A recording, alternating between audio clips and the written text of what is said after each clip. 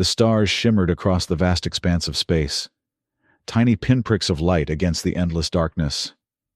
From his observation post on Outpost Epsilon, Lieutenant Marcus Hale watched the gleaming silver ships of the Thalirian fleet maneuver with impossible precision. Their hulls caught the light of the nearby sun, transforming them into streaks of brilliance as they executed their ceremonial patterns.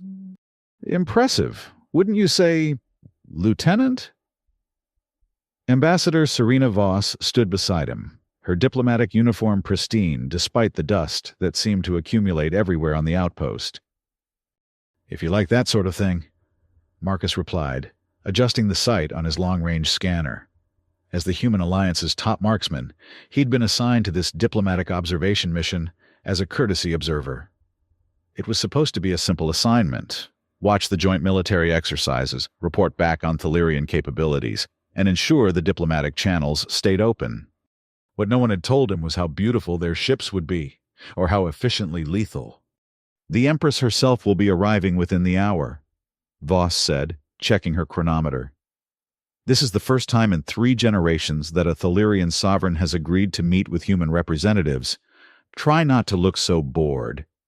Marcus wasn't bored, he was focused. Years as a sniper had taught him to watch for the smallest details, the slightest deviations. And something about the Thalirian Honor Guard formation seemed off.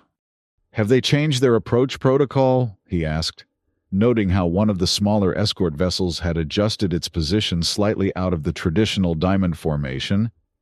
Voss frowned. "Not that I'm aware of. The Thalirians are meticulous about their ceremonial arrangements. Why?" Before he could answer, the communication panel chimed. A holographic display flickered to life, revealing the sharp features of the Thalirian Royal Guard commander. Theron Vale. "Ambassador Voss, Lieutenant Hale." Vale's voice was clipped, his silver eyes unreadable. "Her Imperial Majesty Empress Alethia's arrival has been moved forward. She will be docking at your station in 20 minutes. Voss straightened. "That's unexpected. Commander, we haven't completed the security protocols for—" "The decision is final." Vale's expression remained impassive. "Prepare your reception area. Vale out." The hologram disappeared, leaving Voss looking unsettled. "That's not standard procedure," she muttered. "The Thalirians never deviate from protocol, especially regarding the Empress." Marcus's instincts were already on high alert. "Something's wrong," he said, gathering his equipment. "I need access to the upper observation deck." "That's not part of the designated reception area." "Ambassador," Marcus cut her off. "I'm not asking." Without waiting for her response, he headed for the maintenance shaft that would give him access to the upper levels of the station. Years of combat experience had honed his intuition, and right now, every fiber of his being was telling him that Empress Alethea was heading into danger. The upper observation deck was little more than a narrow platform circling the main docking bay. It offered a complete view of the proceedings below, while remaining largely invisible to those on the main floor. Marcus positioned himself behind a ventilation panel, assembling his scanner with practiced efficiency. Through his enhanced viewfinder, he watched as the Thalirian Royal Shuttle docked with the station. The vessel was a marvel of engineering, sleek, elegant, and undoubtedly armed with weapons systems that didn't appear on any official schematics. The ship's hull gleamed with the distinctive silver-blue alloy that had become synonymous with Thalirian superiority.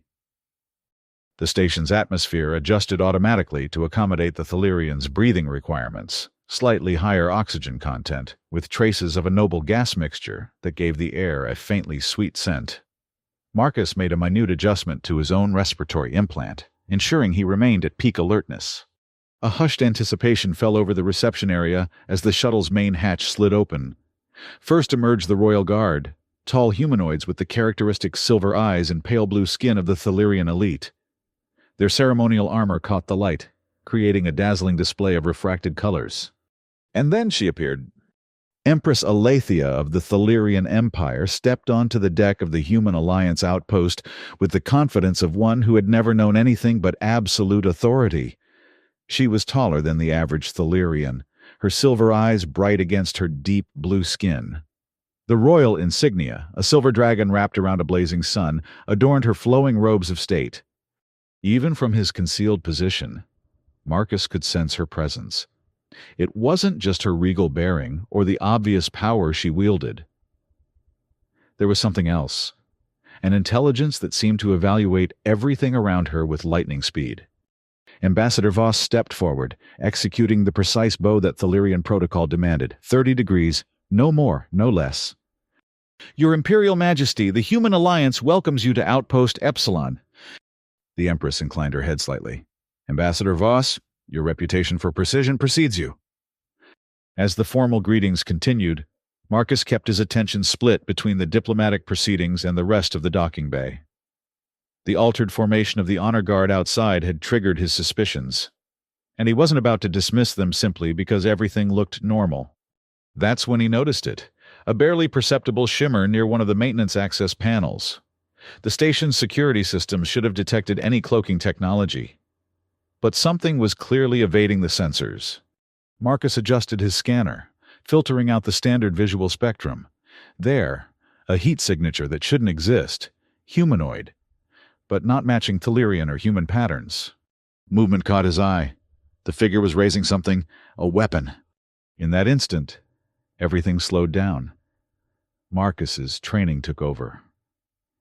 Without conscious thought, he raised his own sidearm, a simple kinetic pulse pistol that he always carried, despite the diplomatic regulations against armed personnel at such meetings.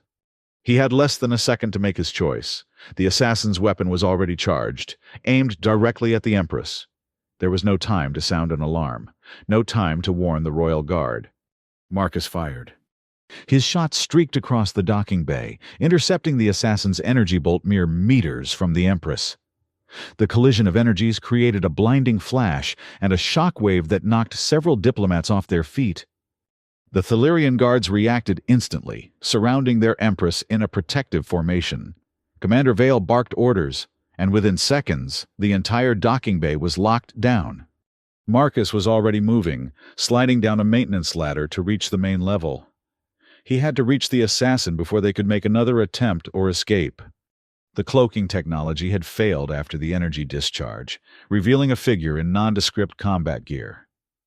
Not Thalirian. Not human. Something else entirely. The assassin was heading for an emergency airlock, clearly planning to escape in the confusion. "Stop!" Marcus shouted, knowing it was futile. The assassin turned, raising their weapon again. Marcus didn't hesitate. 3 quick shots, 1 to disable the weapon, 2 to incapacitate. The figure crumpled to the deck. By the time he reached the fallen assassin, the Thalirian guards had surrounded him, their own weapons trained on his position. "Lower your weapon, human," Vale commanded, his voice cold. Slowly, Marcus complied, placing his pistol on the deck. The assassin was targeting the Empress. I intercepted the shot. Vale's expression remained impassive. "That remains to be determined." 2 guards seized Marcus, their grip painful against his arms. He didn't resist. That would only make the situation worse. The crowd of diplomats and officials had been evacuated, leaving only the Thalirian royal guard, the unconscious assassin, and Marcus himself in the docking bay. And, of course, Empress Alathia, who now stepped forward from the protective circle of her guards. "Release him," she commanded. Vale looked startled. "Your Majesty's security protocols dictate—" "I said release him." Her voice carried absolute authority. The guards immediately loosened their grip, stepping back from Marcus with obvious reluctance. The Empress approached him, her silver eyes studying his face with unsettling intensity. "You are Lieutenant Marcus Hale, Sniper Corps of the Human Alliance." It wasn't a question. "Yes, Your Majesty." "You fired your weapon in a secure diplomatic zone, violating at least 7 provisions of the Interstellar Peace Accords."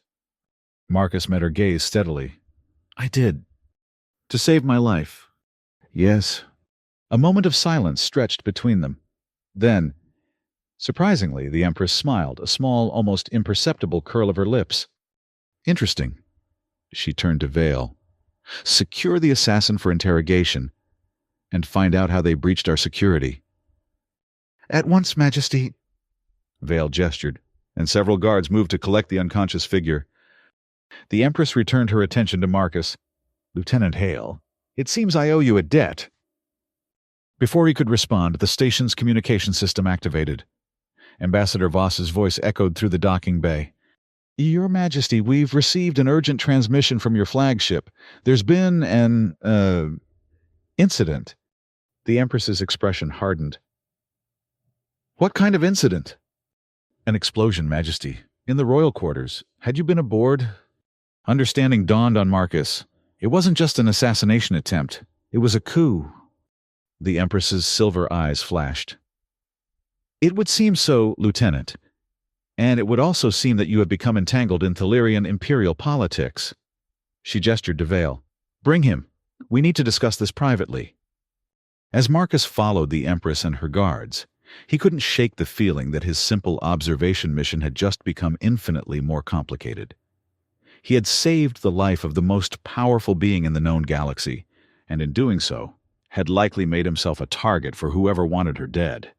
The diplomatic quarters of Outpost Epsilon were Spartan by Thalirian standards, but they had been hastily converted to accommodate the Empress's unexpected extended stay. Holographic displays showed real-time information from the Thalirian fleet, where security forces were dealing with what appeared to be a coordinated attack. 7 ships compromised. Commander Vale reported, his usually stoic demeanor showing cracks of concern.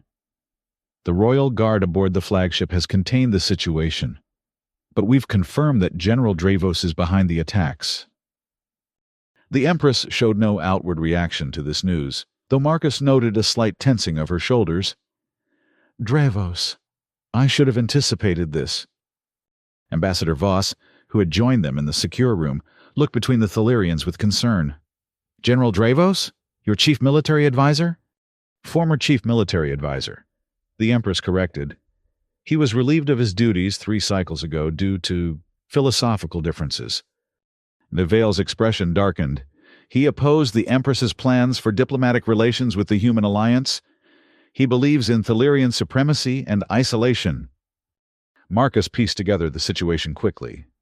"So he organized a coup to prevent the alliance, timed to coincide with your diplomatic visit." "A reasonable assessment," the Empress agreed. She turned to Vale. "What of the assassin?" "Not Thalirian," Vale reported. "Preliminary identification suggests Saran origin, mercenaries from the outer systems, known for their skill and their willingness to work for anyone with sufficient credits." "Dravos wouldn't dirty his hands directly," the Empress murmured. "He always did prefer to maintain plausible deniability." Ambassador Voss cleared her throat. "Your Majesty, the Human Alliance is prepared to offer any assistance." "That won't be necessary, Ambassador." The Empress's tone left no room for discussion. "This is an internal Thalirian matter." "With respect, Your Majesty," Marcus interjected, earning a sharp look from both Vale and Voss. "It ceased to be an internal matter when the assassination attempt occurred on an Alliance outpost." The room fell silent. No one, it seemed, was accustomed to hearing anyone speak so directly to the Empress of Thaliria. To everyone's surprise, Alethea laughed, a clear, musical sound that seemed at odds with her imperial demeanor. "Lieutenant Hale continues to prove interesting." She fixed her silver gaze on him. "You are correct, of course. And you, having saved my life, are now irrevocably involved." Vale stepped forward. "Majesty, the royal protocol for life debt is clear." She finished for him. "Lieutenant Hale, are you familiar with Thalirian customs regarding the preservation of royal life?" Marcus shook his head. "I'm afraid not, Your Majesty." "Our oldest laws state that one who saves the life of the sovereign is granted a single royal boon, and the Empire must honor that choice." Her eyes gleamed with something unreadable. "It is an ancient tradition, rarely invoked in modern times, but still binding." Ambassador Voss looked alarmed. "Lieutenant Hale is not a diplomat. He's not authorized to—" "I don't need a boon, Your Majesty," Marcus interrupted. "I acted as any soldier would." The Empress studied him with renewed interest. "Fascinating. Most would grasp at such an opportunity. I'm not most people." "Clearly." She turned to Vale. "Secure the station. No transmissions in or out without my approval. and prepare the lieutenant's quarters adjacent to the royal suite. Vale bowed. As you command, Majesty. Ambassador Voss looked ready to protest, but wisely held her tongue. The Empress's decision was final. As the meeting dispersed, Marcus found himself walking alongside the Empress, 2 royal guards following at a discreet distance. You have questions, she stated simply. Several, he admitted, starting with why you want me close by. Because General Dravos will not stop with one failed attempt. He is nothing if not persistent, and you, Lieutenant Hale, have proven yourself both observant and capable. She paused, considering him. Additionally, you are an unknown variable. Dravos knows all my guards, my advisors, my routines. You he does not know. You're using me as a wild card. Her lips curved slightly. I am employing a strategic advantage. Is that not what a good commander does? Before he could respond, an alarm blared through the station. Red emergency lights pulsed along the corridors. Perimeter breach. A computerized voice announced, Unknown vessels approaching. Defensive systems engaged. Vale's voice came through the communication system. Majesty, we have multiple hostile ships. Saren design. Heavily armed. They've disabled our long-range communications. The Empress's expression hardened. How long until the fleet can respond? Without communication hours, possibly. She turned to Marcus. It seems your involvement is about to deepen. Lieutenant, are you prepared to defend this station? Marcus checked his sidearm. I'm a soldier, Your Majesty. It's what I do. For the first time, he saw genuine approval in her silver eyes. Then let us survive this assault. Lieutenant Hale, I find I'm quite interested in seeing what you'll do next. The attack came swiftly. Saren mercenary ships, small but heavily armed, surrounded the outpost. Their first salvo disabled the station's main defense grid, leaving only secondary systems operational. Marcus found himself organizing an impromptu defense force, a mixture of human alliance security personnel and Thalirian royal guards. It was an unprecedented cooperation, and one that might not have been possible without the immediate threat. They'll target the docking bays first, he explained, pointing to the station schematic. Standard procedure for a boarding action. We need to funnel them into choke points. Commander Vale nodded, a newfound respect in his eyes. The maintenance corridors on levels 3 and 4 can be sealed remotely. We can direct their approach. Exactly. Marcus turned to the human security chief. What about the civilian personnel? Evacuated to the central hub. Ambassador Voss is coordinating. Good. Marcus checked his tactical display. The first boarding pods will hit in approximately 3 minutes.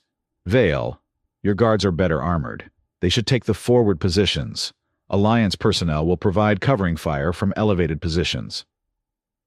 The mixed force moved into position. An unusual alliance formed in crisis. As they prepared, Marcus was surprised to see Empress Alethea approach, now dressed in sleek battle armor rather than her formal robes. Your Majesty, you should be in the secure area, Vale protested. I will not cower while others fight my battles. Commander. She drew a sidearm that looked both ancient and highly advanced, a royal weapon, passed down through generations. Besides, I am quite capable. Marcus recognized the determination in her eyes. It was the same resolve he'd seen in the best soldiers he'd served with. Stay behind the front line. He advised, we can't afford to lose you. I assure you, Lieutenant, that is not in my plans. The station shuddered as the first boarding pods attached themselves to the hull. Cutting torches began burning through the outer doors. Here they come, Marcus announced, taking position behind a barricade. Remember, concentrate fire on their lead elements. Don't let them establish a foothold. The first door blew inward, and armored figures poured through the breach. The Saren mercenaries were instantly recognizable by their distinctive chitinous armor, a biological technology that made them formidable opponents. The battle was intense and immediate. The Thalirian guards proved their reputation, their coordinated fire creating a deadly wall that the first wave of mercenaries crashed against. But the Saren were relentless, their numbers seemingly endless. Marcus found himself falling into the familiar rhythm of combat. Breathe, aim, fire, repeat. His shots found their marks with unerring precision, dropping mercenaries before they could advance. Beside him, surprisingly, fought the Empress herself. Her movements were precise, efficient, and lethal. Her royal weapon discharged pulses of energy that seemed to bypass the serene armor entirely. "You've done this before," Marcus observed during a brief lull. "All Thalirian rulers are warriors first," she replied, not taking her eyes off the battlefield. "It is our way." The second wave of attackers came with heavier weapons, sonic disruptors that sent several defenders reeling. A gap opened in their defensive line. "Cover the breach," Marcus shouted, already moving to fill the space. A sonic blast caught him in the shoulder, sending him spinning against a wall. Pain lanced through his arm, but he forced himself back to his feet, firing continuously to hold the position. Vale rallied his guards, and together they pushed back, sealing the vulnerability. But the strain on their defenses was showing. They couldn't hold indefinitely. "We need a new strategy," Marcus told the Empress during another momentary pause. "They're trying to wear us down." She nodded, her silver eyes calculating. "The station's emergency protocols, can they be modified?" Marcus quickly grasped her thinking. "The atmospheric controls, if we increase the oxygen content in the breached sections, combined with a controlled energy discharge, we could create a firestorm that would drive them back." He looked at her with newfound appreciation. "It's risky." "War is risk, Lieutenant." With Vale coordinating the defensive line, Marcus and the Empress made their way to the Environmental Control Center.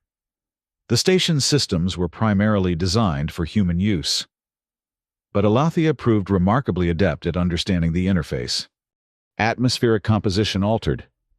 She announced after a series of rapid commands, "Sections 7 through 12 now at 28% oxygen." Marcus accessed the power distribution grid. "On my mark, I'll trigger an overload in the electrical conduits running through those sections. The resulting spark should create a controlled burn that will force them back to their ships. And if it's not controlled—" He met her gaze steadily. "Then we have bigger problems." She nodded once. "Proceed, Lieutenant." Marcus initiated the sequence, watching as power levels built toward the critical threshold. 3, 2, 1, mark. The station shuddered as electrical systems throughout the affected sections overloaded simultaneously. Through the monitoring cameras, they watched as corridors momentarily filled with flames, not enough to cause structural damage, but more than sufficient to overwhelm the Saren's environmental protections. The mercenaries retreated in disarray, falling back to their boarding craft. Within minutes, the attached vessels had disengaged, pulling away from the station. "They're withdrawing." Vale reported through the communication system. "All sections report enemy forces in retreat." The Empress allowed herself a small smile. "Well executed, Lieutenant." "It won't keep them away for long," Marcus cautioned. "They'll regroup, adapt their approach." "Agreed, but we've bought time." She touched a control panel, bringing up the station's long-range sensors. "And it appears we have used it well. Look." The display showed multiple ships approaching at high speed. Thalirian vessels, their distinctive profiles unmistakable. "The fleet has responded," Vale confirmed. "Estimated arrival in 17 minutes. Relief washed through Marcus, though he was careful not to show it. They must have realized communications were jammed. "Standard protocol." The Empress explained. "If contact is lost with the Sovereign for more than 1 hour, the Royal Fleet initiates search and rescue operations." Her silver eyes met his. "It seems we have survived your first encounter with Thalirian politics, Lieutenant Hale. Somehow I doubt it will be the last." Her smile widened slightly. "Indeed not, in fact. I believe this is merely the beginning." With the arrival of the Thalirian fleet, the immediate danger passed. The serene mercenary ships fled, pursued by royal interceptors. Outpost Epsilon, while damaged, remained functional. More importantly, Empress Alathea was safe, for the moment. In the aftermath, a secure communication channel was established with Alliance Command. Ambassador Voss, looking distinctly unhappy, informed Marcus of his new orders. "Command wants you to continue in your current capacity," she said, her expression making it clear that she had argued against this decision. You are to remain with the Empress as the Alliance's military liaison until this crisis is resolved.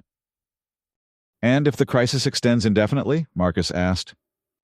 Voss's frown deepened. Let's hope it doesn't come to that. The political implications of your actions are complex. I prevented an assassination. That seems straightforward enough. Nothing involving the Thalirian Empire is straightforward. Lieutenant? She lowered her voice. Be careful. The Empress may see you as useful now, but Thalirian royalty are known for their pragmatism. When your usefulness ends... She left the thought unfinished, but her meaning was clear. With the outpost compromised, the decision was made to transfer the Empress to her flagship, the Celestial Throne. Marcus, now officially assigned as the Alliance liaison, would accompany her. As he prepared to depart, he found Commander Vale waiting near the shuttle bay. Lieutenant Hale. Vale's formal tone had softened somewhat since they had fought side by side. A word before you board. Marcus nodded. Commander, you fought well today. Few non-Thalirians have earned my respect, but you have. Vale's silver eyes studied him intently. However, you should understand what you are entering. The Thalirian court is not like your alliance. It is ancient, bound by traditions that may seem incomprehensible to outsiders, and it is dangerous. I'm beginning to grasp that. No, you are not. Vale's tone was emphatic. The assassination attempt was merely the opening move in a game that has been played for centuries. General Dravos represents a faction that has opposed the Empress's reforms since her ascension. They believe in Thalirian supremacy, in the divine right of our people to rule the stars alone. And the Empress doesn't share this view. Her Majesty believes in progress, in adaptation. She sees alliances where others see only potential servitude. Vale's expression became troubled. It makes her vulnerable. There are those even within the royal court who question her vision. Marcus considered this information carefully. Why are you telling me this? Because you saved her life. Because you fought alongside us. And because... Vale hesitated. The Empress sees something in you. A perspective that we Thalirians perhaps lack. She values this. And you? I serve the throne. If the Empress believes you are of value, then so do I. Vale straightened. But know this, if you betray that trust, if you bring harm to Her Majesty or to Thaliria, there is nowhere in this galaxy you could hide from me. Marcus nodded slowly. Understood, Commander. Good. Vale gestured toward the waiting shuttle. Her Majesty awaits. The royal shuttle was unlike any vessel Marcus had experienced before. The interior was spacious, adorned with intricate patterns that seemed to shift subtly as he looked at them. The air carried that same sweet scent he had noticed earlier, a Thalirian atmospheric preference. Empress Aletheia was already aboard, reviewing information on multiple holographic displays. She had changed again, now wearing what appeared to be a more practical version of her royal attire. Elegant but designed for freedom of movement. Lieutenant, she dismissed the displays with a gesture. You seem troubled. Marcus took the seat across from her. Just processing recent events, Your Majesty. A diplomatic answer. Her silver eyes studied him with that now familiar intensity. I prefer honesty. He met her gaze directly. Then honestly, I'm concerned about being drawn further into what appears to be a Thalirian civil conflict. Not civil conflict, political realignment. She leaned back slightly. Though I suppose from an external perspective, the distinction may seem semantic. People are trying to kill you. That seems pretty clear-cut. Death has always been a tool of politics, Lieutenant, particularly in regimes as long-lived as mine. She said this matter-of-factly, without any apparent concern. What troubles you more? That I am targeted, or that you have become involved? Both. He admitted, I'm a soldier, not a politician, and certainly not a player in imperial court intrigue. Yet you made a political decision when you intercepted that assassin's shot. Her tone was contemplative, rather than accusatory. Every action has political implications. Lieutenant Hale, even, perhaps especially, those taken in the heat of the moment. The shuttle hummed around them as it departed the station, heading toward the massive flagship visible through the viewing ports. "Your Ambassador Voss warned you about me, didn't she?" the Empress asked suddenly. Marcus hesitated, then nodded. "She suggested Thalirian royalty are pragmatic about their alliances." Alethea smiled, a genuine expression that transformed her regal features into something almost warm. "She is not wrong. I am pragmatic. I am also grateful. The two are not mutually exclusive. Gratitude has a limited shelf life in politics. Perhaps in human politics." She tilted her head slightly. "You should know, Lieutenant, that Thalirian memory is long. Our lifespans extend centuries beyond yours. We do not forget debts or slights." Before Marcus could respond, the shuttle entered the docking bay of the Celestial Throne. Through the viewing port, he could see hundreds of Thalirian crew members assembled in perfect formation, awaiting their Empress's arrival. "Impressive," he murmured. "Standard protocol," she replied, but there was a hint of pride in her voice. "My flagship carries over 12,000 crew members and houses the full royal court. It is, in many ways, a mobile extension of our capital world."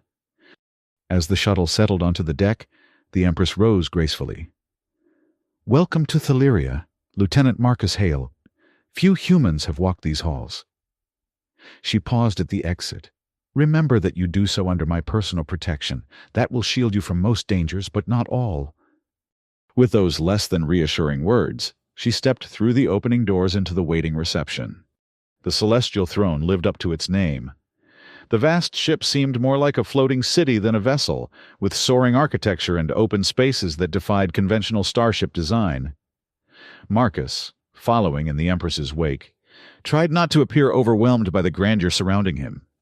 The Thalirians they passed regarded him with a mixture of curiosity and suspicion. Humans were not unknown to them, but seeing one aboard the royal flagship, walking freely alongside their sovereign, was clearly unprecedented. "Your presence is causing quite a stir," the Empress observed as they entered a massive central chamber. "The court has already assembled." The royal court of Thaliria was gathered in what could only be described as a throne room. Hundreds of elaborately dressed Thalirians stood in clearly defined groupings, some in military uniforms similar to veils, others in what appeared to be civilian attire of various designs and levels of ornamentation. At the far end of the chamber stood a raised dais, upon which sat a single chair, the throne itself.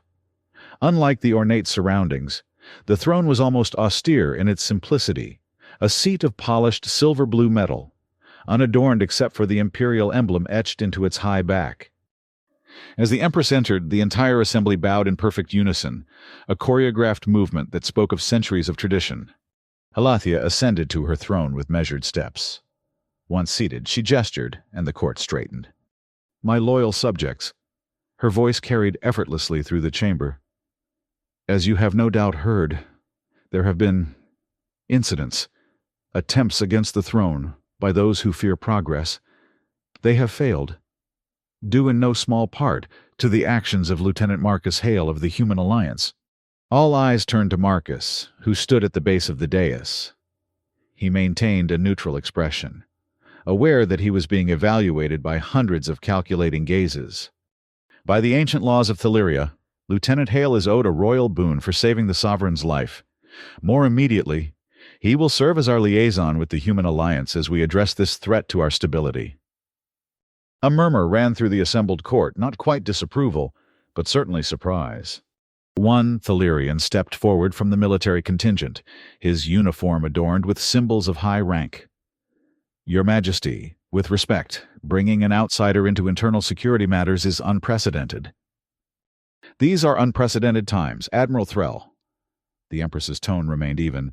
"Lieutenant Hale has proven both his capabilities and his loyalty." "Loyalty to what, Majesty? To Thaliria? Or to his own people?" The Admiral's challenge was bold, bordering on disrespectful. Marcus recognized the test. His response now would set the tone for his reception by the Thalirian elite. "Admiral." He addressed the Thalirian directly. "My loyalty is to peace and stability between our peoples. The alliance your Empress envisions would benefit both our civilizations. Those who oppose it through violence threaten that shared future. My loyalty is to preventing that outcome." Admiral Threll's silver eyes narrowed slightly. Eloquently stated, human. But words are easily spoken. "And actions?" Marcus countered. "I believe mine have been clear." The Admiral held his gaze for a long moment, then inclined his head slightly. Not quite acceptance, but acknowledgement. The Empress allowed a small smile. "Well said, Lieutenant." She returned her attention to the court. "Admiral Threll will coordinate our military response to General Dravos's rebellion. Commander Vale will oversee palace security. Lieutenant Hale will work with both to ensure our combined efforts are successful." With a gesture, she concluded the formal audience. The court began to disperse, breaking into smaller groups that immediately engaged in intense discussion. Vale approached Marcus as the chamber emptied. "You handled that well. Threll is influential among the military faction. Earning his respect, even grudgingly, is significant." "I wasn't trying to earn anything. I was stating facts. Facts, Lieutenant Hale, are the most valuable currency in the Thalirian court." Vale led him toward a side chamber. "Come, we need to discuss security arrangements." The briefing that followed was comprehensive. Vale, along with several senior security officers, outlined what they knew of Dravos's rebellion.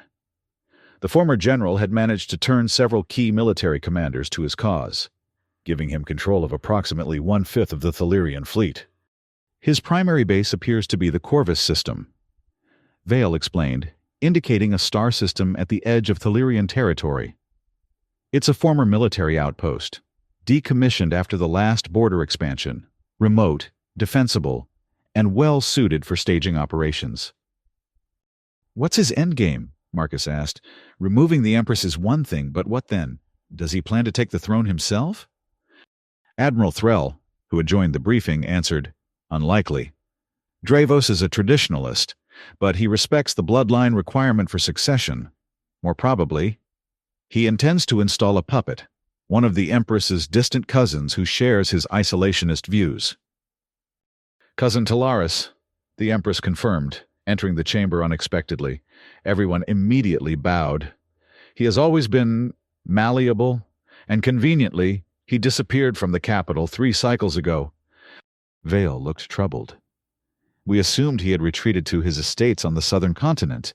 If he's with Dravos, then the general has his figurehead." Alethia's expression hardened. "Which makes this not merely a military coup, but a legitimate succession crisis." The implications were clear to everyone in the room. This wasn't simply about putting down a rebellion. It was about preventing a fundamental shift in Thalirian governance and interstellar policy. "We need intelligence," Threll stated. "Current information on Dravos's forces, his plans, his timeline." "Agreed." The Empress turned to Marcus. "Lieutenant, your alliance has intelligence assets throughout this sector, does it not?" Marcus chose his words carefully.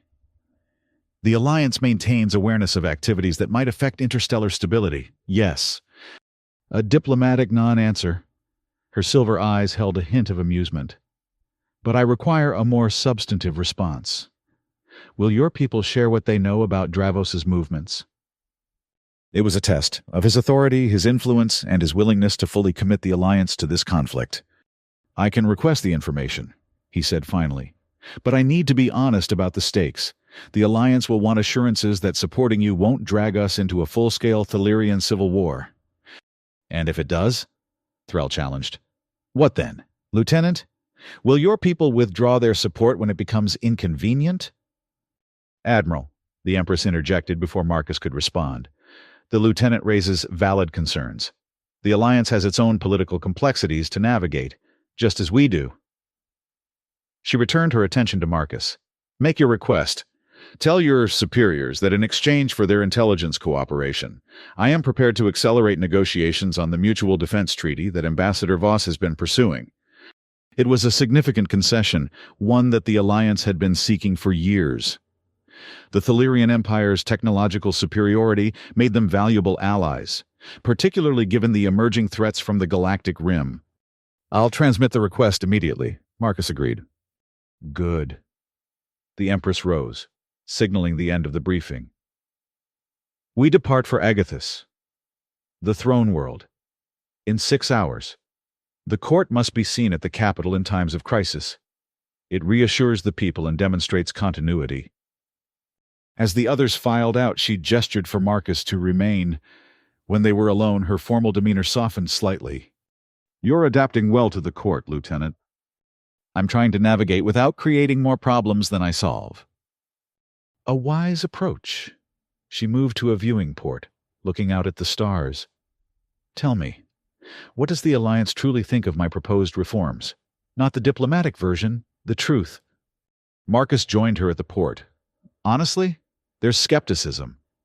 The Thalirian Empire has been isolationist for centuries. This sudden openness raises questions. About my motives." "Yes." She nodded slowly. "Understandable. Change is always suspect, particularly when it comes from an empire with our history." Her reflection in the transparent material showed a pensive expression. "What the Alliance doesn't fully comprehend is that isolation is no longer sustainable for us. Economically, existentially." She turned to face him. "The universe is changing, Lieutenant Hale. New powers emerge beyond the rim. Old balances shift. Thaliria cannot stand alone against what comes, nor can the human alliance, nor any single civilization."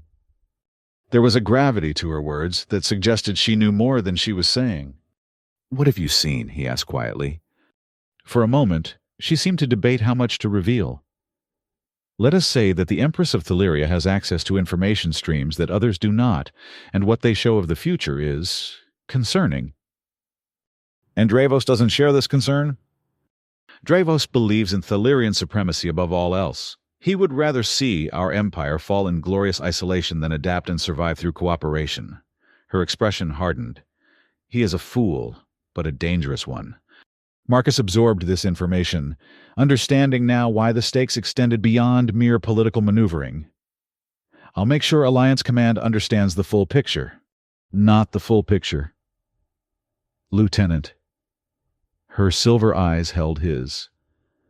"Some truths are not yet ready to be shared widely, but enough that they will see the wisdom in standing with Thaliria rather than watching from the sidelines."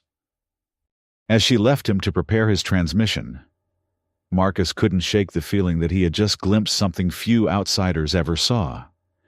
The weight of empire that Alathia carried, and the visions that drove her to risk everything for change. The journey to Agathis was uneventful, but tense. The celestial throne, accompanied by a formidable escort of warships, moved through Thalirian space with the deliberate pace of a sovereign power demonstrating its control. Twice they encountered vessels loyal to Dravos, but each time the rebels withdrew rather than engaging the Imperial fleet directly. "They're not ready for a decisive confrontation," Admiral Threll observed during one such encounter. "Dravos is still gathering his forces, consolidating support. Or he's drawing us into a false sense of security," Marcus suggested, studying the tactical display. The rebel ship's retreat patterns seemed too coordinated, too precise to be mere avoidance. Threll considered this assessment. "Perhaps, but to what end? The capital's defenses are impregnable." "Nothing is impregnable, Admiral. Not if you're willing to pay the price to breach it." The Thalirian officer gave him a considering look. "You think differently than our strategists, Lieutenant. It's refreshing, if occasionally unsettling." As they approached Agathis, Marcus got his first view of the Thalirian throne world. Unlike Earth, with its blue oceans and white clouds, Agathis gleamed with shades of silver and pale blue. Vast cities sprawled across its surface, their architecture visible even from orbit, towering spires and massive domes that reflected the light of the system's sun. "Impressive," he murmured. "The culmination of 15,000 years of Thalirian civilization," Vale said, joining him at the observation deck. "The oldest structures predate your earliest human cities by millennia." The pride in Vale's voice was unmistakable. Despite their technological advancement and interstellar expansion, the Thalirians remained deeply connected to their heritage. "The Empress has assigned you quarters in the Imperial Palace," Vale continued, "an unprecedented honor for a non-Thalirian." "And a political statement," Marcus added, understanding the symbolism. Vale nodded. Indeed, Her Majesty is making it clear that the alliance with humanity is not merely a policy but a personal commitment. As the celestial throne settled into orbit around Agathis, preparations began for the transfer to the surface.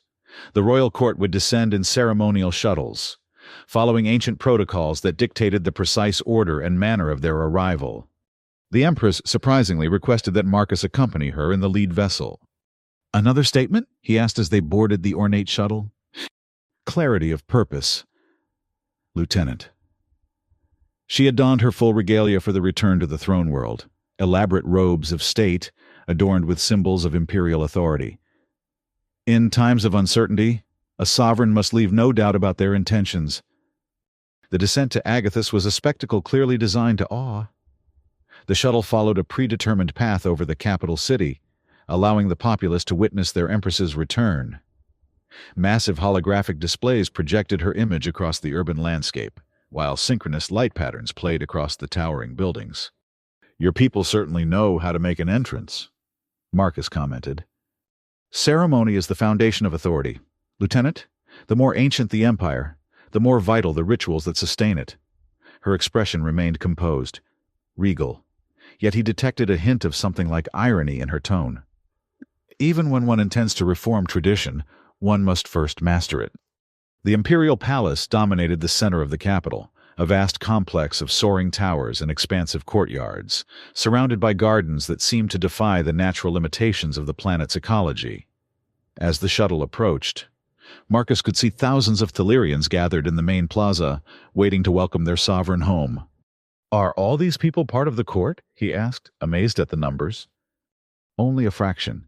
The rest are citizens of the capital, representatives from the provinces, guild leaders, academics, a cross-section of Thelyrian society, all with their own interests and agendas." The Empress adjusted her ceremonial collar slightly. "Remember, Lieutenant, that what you see here is not merely pageantry, it is politics in its most concentrated form." The shuttle touched down in the central courtyard, and the formal procession began. Marcus, walking several paces behind the Empress, found himself the object of intense scrutiny from the assembled Thelyrians. His human features, the rounded ears, the warmer skin tone, the dark eyes instead of silver, marked him as unmistakably foreign. Yet there was something beyond mere curiosity in their gazes. News of his role in saving the Empress had clearly spread. He was being evaluated, judged according to criteria he could only guess at. The procession moved through a series of increasingly grand chambers, finally entering the imperial throne room itself, a space so vast that it made the audience chamber aboard the celestial throne seem modest by comparison. Soaring columns supported a ceiling adorned with what appeared to be actual stars, somehow captured and suspended in a perfect recreation of the night sky above Agathis. At the far end, atop a series of stepped platforms, stood the imperial throne, far more elaborate than its shipboard counterpart. This was the true seat of Thelyrian power, crafted from materials that seemed to shift between solid and liquid states, emanating a subtle glow that drew all eyes toward it. As the Empress ascended to her throne, the assembled courtiers and dignitaries bowed in unison. Marcus, following Vale's earlier instructions, inclined his head but remained upright, the proper gesture for an honored foreign guest. Seated upon her throne, Empress Elathia addressed her people. Her voice, enhanced by the chamber's perfect acoustics, reached every corner without seeming amplified. "Citizens of the Eternal Empire, loyal subjects of the Silver Throne, I return to you in a time of challenge and opportunity. Forces that resist the natural evolution of our society have made their opposition known through violence and treachery." A murmur ran through the crowd, not surprise, but confirmation of rumors already circulating. General Kyle Drevos, once trusted advisor to the throne, has betrayed his oaths and his people. He seeks not to serve Thelyria, but to constrain it, to force our empire back into isolation when the stars themselves call us to a greater destiny. The Empress rose, her silver eyes scanning the assembly. "For 15,000 years, the Thelyrian Empire has endured by adapting, by recognizing when the currents of history shift. We did not become the greatest civilization in known space by clinging to the past, but by shaping the future." She gestured toward Marcus, and suddenly he found himself the focus of thousands of silver eyes. Lieutenant Marcus Hale of the Human Alliance stands before you, one who saved your Empress's life without hesitation, without calculation of advantage. His presence here symbolizes the path forward, cooperation rather than isolation, strength through alliance rather than strength through separation. The crowd's reaction was mixed, some nodding in agreement, others maintaining carefully neutral expressions, a few showing open skepticism. The ancient laws of Thaleria are clear. The Empress continued. One who preserves the sovereign's life is owed a royal boon, and the Empire must honor that choice. Lieutenant Hale has not yet claimed this right. But when he does, let all who hear my voice know that his word will carry the full weight of imperial decree. This pronouncement sent a shock through the assembly. Marcus himself was startled by the formality of the declaration. What had been mentioned as tradition aboard the flagship was now being established as binding law before the entire court. Until General Dravos's rebellion is resolved, Lieutenant Hale will serve as special advisor to the throne on matters of interstellar cooperation and security. He will be accorded all rights and privileges of an imperial counselor. The Empress concluded the audience with a traditional blessing in the Thalerian High language, words Marcus couldn't understand but whose cadence suggested ancient origins. As the formal assembly dissolved into the controlled chaos of court politics, groups forming and reforming, conversations conducted in careful undertones, Vale appeared at Marcus's side. "Congratulations, Counselor," he said, using the new title with a hint of irony. "You have just become one of the most influential individuals in the Empire, and one of the most targeted." "I didn't ask for this position." "Few who hold power in Thaleria do. It tends to find those who don't seek it." Vale gestured toward a side chamber. "Come, the Empress has called a war council, and you are now officially part of it." The war council consisted of the highest-ranking military leaders still loyal to the throne, key members of the Empress's advisory circle, and now, unexpectedly, Marcus himself. They gathered in a secure chamber deep within the palace, a room whose walls seemed to shimmer with energy fields designed to prevent any form of surveillance. Admiral Threll presided over the tactical briefing, his expression grim as he outlined what they knew of Dravos's forces. The rebellion now controls 23 capital ships and approximately 100 support vessels. Intelligence suggests they are gathering at these 3 staging points. He indicated star systems near the border of Thalerian space. "We believe an attack is imminent." "Target?" one of the other admirals asked. "Unknown.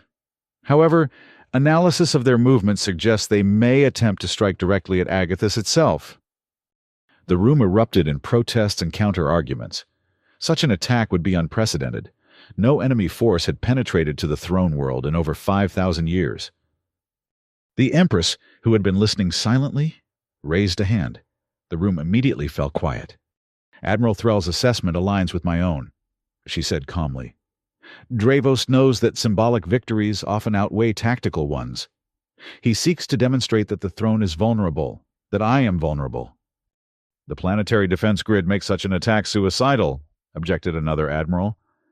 "Even with his stolen fleet, Dravos cannot hope to breach our shields." "Unless he has help," Marcus interjected, drawing all eyes to him. "The assassination attempt involved technology that evaded your security systems. What if Dravos has access to similar capabilities on a larger scale?" Threll's expression darkened. "You suggest outside assistance." "I suggest we consider all possibilities." Marcus activated the central display, bringing up the data that Alliance intelligence had provided. These energy signatures were detected near the Corvus system 3 days ago. They don't match any known Thalerian or Alliance propulsion systems. The military leaders studied the readings with growing concern. "Seren technology," one of them finally concluded, "but more advanced than anything we've encountered from them before." "The mercenaries who attacked the outpost were Seren," Vale pointed out. "If Dravos has formed an alliance with their government?" "The Serene Confederacy has maintained neutrality in interstellar affairs for centuries," another counselor objected. "Why would they risk involvement in a Thalerian succession crisis?" "Resources," the Empress stated simply.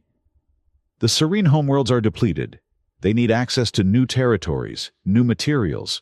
Dravos could have promised them concessions in exchange for support. The implications were disturbing. If Dravos had indeed secured Seren backing, the conflict had expanded beyond an internal Thalirian matter to an interstellar incident. We need to prepare for an assault on the capital. Threll concluded. Strengthen the orbital defenses, activate the reserve fleet, implement full security protocols throughout the system. The Empress nodded her agreement. Make it so, Admiral, but we must also consider our response should Agathis fall. A shocked silence fell over the room. For the sovereign to even contemplate the loss of the throne world was unprecedented. Majesty, one of the elder counselors began. Such planning might be seen as lacking faith in our defenses. It is seen as prudence, Counselor Varen. Her tone brooked no argument. I will not risk the continuity of the Empire on pride or tradition. If Dravos succeeds in breaching our defenses, the government must be prepared to function in exile until we can retake the capital. She turned to Marcus. Counselor Hale, would the Alliance be prepared to offer sanctuary to the Thalirian government if such a need arose? It was a monumental question, one that would have profound implications for interstellar politics. Marcus chose his words carefully. I believe the Alliance would consider such a request favorably, Your Majesty. However, it would require formal approval from the Council. Then let us hope such approval will not be necessary. She rose, signaling the end of the meeting. Admiral Threll, implement the defense protocols immediately. Commander Vale, coordinate security within the palace. All other counselors, prepare your contingency plans. We will reconvene in 6 hours. As the council dispersed, the Empress gestured for Marcus to remain. When they were alone, she moved to a small side table where a decanter of pale blue liquid sat beside 2 crystalline glasses. A Thalirian custom, she explained, pouring 2 measures. After discussing the potential fall of empire, one should always reaffirm life. She offered him one of the glasses. Marcus accepted it cautiously. Is it safe for human consumption? A smile flickered across her features. It won't kill you, Lieutenant, though you may find the sensation unusual. He took a small sip. The liquid seemed to evaporate on his tongue, leaving behind a taste like starlight. If starlight had a taste, it was simultaneously warm and cool, sweet and sharp. Interesting. He managed, fighting the urge to cough. Most humans have a similar reaction. There was definite amusement in her voice now. It's called Astalor, roughly translated essence of stars. It's distilled from a crystal that forms only in 0 gravity. She took a seat, gesturing for him to do the same. Her formal regalia from the throne room had been replaced with simpler attire, still clearly royal, but designed for comfort rather than ceremony. Tell me, Lieutenant, what do you truly make of our situation? Marcus considered the question. Honestly, I think Dravos is more dangerous than your advisors realize. He's not just a traditionalist opposing reform. He's a true believer. Those are always the most dangerous opponents. Because they cannot be negotiated with. Because they see compromise as failure. He set down his glass. Your reform agenda threatens everything he believes about Thalirian destiny. He won't stop until either you're removed or he's defeated. She nodded slowly. A succinct assessment, and one I share. Her silver eyes studied him with that now familiar intensity. What would you do if you were in my position? It was a test, but also, he sensed, a genuine question. I'd ensure my survival at all costs. Dravos's movement is centered around opposing you personally. If you fall, his legitimacy grows. If you endure, his support may waver. Logical. Continue. I'd also accelerate the alliance with humanity, not just as a political measure, but as a practical one. Combined fleet operations, intelligence sharing, mutual defense pacts. Make it clear that attacking Thaliria means confronting the alliance as well. Bold, she commented. Such rapid integration would face resistance from traditionalists on both sides. True, but a crisis creates opportunities for change that wouldn't exist otherwise. He leaned forward slightly. Your people respect strength and decisive action. Show them that alliance is not weakness but a new kind of strength. She smiled fully then, a genuine expression that transformed her regal features. You would have made an excellent Thalirian strategist, Lieutenant Hale. I'm just a soldier who's seen enough conflict to recognize patterns. You are considerably more than that, I think. She rose, moving to a large viewing panel that overlooked the capital city. Night had fallen, and the urban landscape glittered with lights that seemed to mirror the stars above. Come. See Agathis as few humans ever have. Marcus joined her at the window. The view was breathtaking. Spires of impossibly delicate architecture reaching toward the sky, bridges of light connecting massive structures, and everywhere, the distinctive blue-silver glow of Thalirian technology. 15,000 years of civilization, she said softly, countless generations building upon what came before, and all of it potentially at risk because of one man's fear of change. It won't fall, Marcus assured her. Not if I have anything to say about it. She turned to him, something unreadable in her expression. Why do you care, Lieutenant? This isn't your world, your people, your fight. It was a question he'd been asking himself since that first moment when he'd intercepted the assassin's shot. Why had he involved himself so deeply in Thalirian affairs? Because I believe in what you're trying to build. He answered finally, a universe where different civilizations work together instead of eyeing each other with suspicion. Because I've seen too many conflicts that could have been avoided through cooperation. She studied him for a long moment, then nodded once. A worthy answer, and one I accept. She stepped closer, her voice dropping. You should know that there are those in the court who question your motives, who believe you saved me only to gain influence over Thaliria through the life debt tradition. I didn't even know about that tradition when I took the shot. I am aware. But politics deals in perception as much as reality. Her silver eyes held his. Be careful whom you trust here, Lieutenant, even among those who smile and offer friendship. With that warning, she bid him good night, leaving Marcus to contemplate the glittering capital of an empire that now somehow partially hinged on his actions. The attack came 3 days later. Marcus was awakened by alarms blaring throughout the palace. The lighting in his quarters shifted to a pulsing blue that he'd been told indicated highest alert status. He was already dressed and armed when Vale arrived at his door. A Dravos's fleet has entered the system, the commander reported without preamble. They've bypassed the outer defense grid using some form of stealth technology. Orbital platforms are engaging, but several enemy vessels have already reached the atmosphere. The Empress? Secure in the palace command center. She requests your presence. They move swiftly through corridors now filled with armed guards and hurrying officials. The palace, designed over millennia to withstand any assault, was transforming from seat of government to fortress before his eyes. The command center was located deep beneath the palace, a massive chamber filled with holographic displays, showing real-time information from across the Thalirian system. The Empress stood at the central platform, surrounded by military commanders and senior advisors. Lieutenant? She acknowledged his arrival without taking her eyes from the tactical display. It seems your assessment was correct. Dravos has indeed secured advanced technology from outside sources. The display showed the battle unfolding in orbit. Thalirian defense vessels engaged the rebel fleet. But Marcus could see that several of Dravos's ships had already broken through, descending toward the capital. Analysis confirms Saran energy signatures. Admiral Threll reported, but the stealth technology is like nothing we've encountered before. It's as if they're partially phase-shifted, existing slightly out of alignment with normal space-time. Can the planetary shield stop them? Marcus asked. Uncertain. The phase variance may allow them to penetrate standard energy barriers.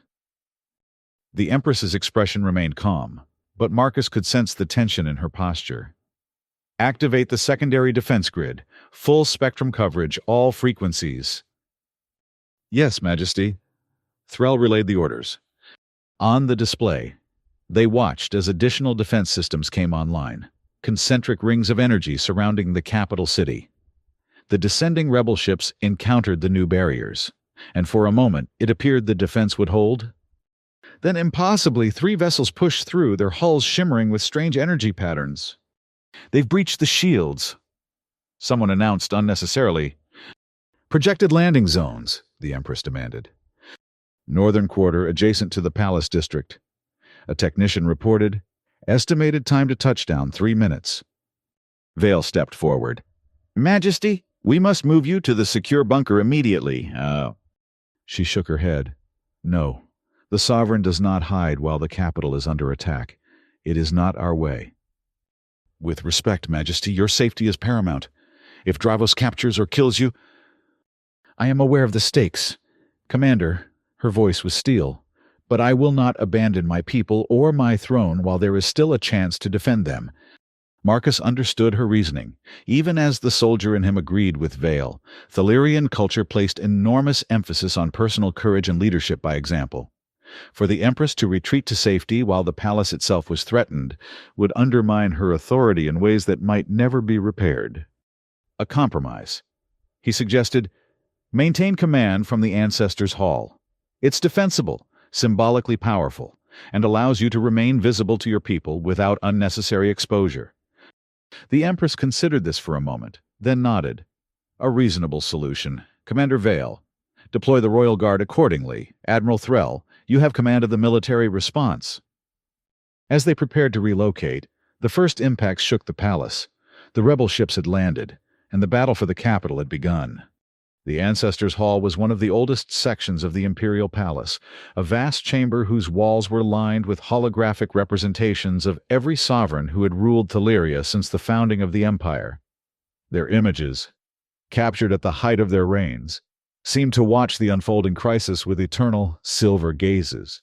A command station had been hastily established at the center of the hall, allowing the Empress to monitor the battle and issue orders. Royal Guards took positions at every entrance, their weapons ready. Ground forces report heavy fighting in the northern quarter. Vale announced, reviewing incoming data. The rebels deployed approximately 500 troops, augmented by serene mercenaries. They're pushing toward the palace perimeter. "Palace defenses?" the Empress asked. "Holding for now. But they're using some form of energy weapon that's effective against our shields. It's only a matter of time before they breach the outer walls." Marcus studied the tactical display. The rebel forces were moving with surprising coordination, focusing their assault on specific points rather than spreading their attack. It suggested intimate knowledge of the palace defenses, knowledge that only a high-ranking insider could possess. "They have someone on the inside," he concluded aloud. The Empress looked up sharply. "Explain." "Their attack pattern is too precise. They're targeting vulnerabilities that shouldn't be obvious to an outside observer." He pointed to several points on the display. "See how they're avoiding these sections entirely? They know exactly where our strongest defenses are located." Vale's expression darkened. "If there's a traitor among us, find them." The Empress ordered, "Begin with those who had access to the defense schematics." Before Vale could respond, the entire palace shuddered. Emergency lights flashed, and several displays momentarily went dark. "They've breached the outer perimeter," a guard reported. "Multiple incursion points." The situation was deteriorating rapidly. What had begun as an orbital assault was now a direct attack on the Imperial Palace itself. If the rebels reached the Ancestors' Hall, they would have the Empress, exactly what Dravos wanted. "Majesty," Marcus said quietly, moving closer to her, "we need to consider withdrawal. If the palace falls—" "The palace will not fall, Lieutenant." Her voice was calm but resolute. "Not while I draw breath." At that moment, the main doors to the hall burst open. Royal Guards rushed in, supporting a wounded officer between them. Major Leora Ravens. Vale identified her. Commander of the Eastern Perimeter Defense. Ravens. Her blue skin pale from blood loss, straightened as best she could before her Empress. "Majesty," she gasped. "They've taken the Eastern Concourse. They're using some kind of phase technology. They walk through walls as if they were air." This was worse than Marcus had imagined. If the rebels could bypass physical barriers, no part of the palace was truly secure. "How many?" he asked the wounded officer. At least 100, moving in assault teams of 5. Ravens winced as a medic attended to her injury. They're being led by General Dravos himself. A hush fell over the hall. Dravos had personally joined the assault, a bold move that signaled his confidence in victory. The Empress remained outwardly calm, but Marcus could see the calculation in her eyes. Dravos would not commit himself unless he believed success was assured. He expects to take the throne today. Then we must disappoint him, Vale stated grimly. Indeed. The Empress turned to Marcus. Lieutenant Hale, you once saved my life at great risk to your own. I find I must ask for your assistance once more. Whatever you need, Majesty. Your expertise, your perspective. She gestured to the tactical display. We face an enemy with technology we don't fully understand, using tactics we haven't prepared for. How would you counter such a threat? It was a remarkable moment, the sovereign of the most powerful empire in known space, asking a human lieutenant for strategic advice in her moment of greatest peril. Marcus studied the display, mind racing. The phase technology gave the rebels a significant advantage, but it had to have limitations. Nothing in physics came without a cost. The phase technology. He began thinking aloud. It allows them to move through solid matter, but they can still interact with their environment, still use weapons, still be hit by our fire. That means they're shifting in and out of phase. They can't remain in a phase state continuously. Vale caught his line of thinking. If we could predict when they're vulnerable, or force them to become vulnerable. Marcus continued. What happens to a phased object when it encounters an energy field tuned to the same frequency? One of the Thalirian scientists present looked up sharply. Resonance cascade. The field would force the object back into normal space-time alignment. Can we modify the palace's internal security fields to create such a resonance? The scientist hesitated. Theoretically, yes. But we would need to know the exact frequency of their phase technology. Which we can determine. The Empress interjected. If we capture one of their devices... Vale nodded grimly. I'll lead a strike team. If we can isolate one of their assault groups... No, Marcus interrupted. I'll go. I have combat experience with similar technology from the Centauri conflict. And as a human, I might be able to get closer without being immediately identified as a threat. The Empress studied him for a long moment. You would risk your life for Thaliria? For my throne? For the alliance our worlds could build together, he answered honestly. And because it's the right thing to do. She held his gaze, then nodded once. So be it. Commander Vale, assign your best guards to accompany the lieutenant. Major Ravens, can you identify the rebels' most likely approach vector? Despite her injuries, Ravens straightened. The Grand Processional, Majesty. It's the most direct route from the Eastern Concourse to the Ancestors' Hall. Then that is where we will set our trap. The Empress turned back to Marcus. Lieutenant Hale, I entrust this mission to you. Return successful, and Thaliria will remember your name for 1,000 years. I'd settle for all of us surviving the day, Majesty. A ghost of a smile touched her lips. Indeed. May the stars guide your path. The Grand Processional was a vast corridor that ran the length of the palace's eastern wing, a ceremonial route used for imperial processions and state functions. Its high ceilings and elaborate architecture provided both cover and vulnerability for Marcus's small team. Vale had assigned 5 royal guards to accompany him, including a technical specialist who might be able to analyze any captured phase technology. They moved silently through the deserted corridor, weapons ready. The rebels were last reported 2 sections from here. The lead guard, Captain Zara, informed him. Moving steadily in our direction. Marcus nodded, checking his own weapon, a Thalirian pulse rifle that Vale had insisted he take. It was lighter than it looked, the controls intuitive despite their alien design. Remember, he told the team, our priority is capturing their technology, not engaging in a prolonged firefight. We hit fast, isolate one target, and withdraw. They took positions behind massive support columns that lined the corridor, the ornate carvings providing additional concealment. Marcus found himself beside a depiction of some ancient Thelyrian battle, appropriate, given the circumstances. They didn't have to wait long. The first sign of the approaching rebels was a subtle distortion in the air, like heat waves rising from sun-baked ground. Then figures began to materialize.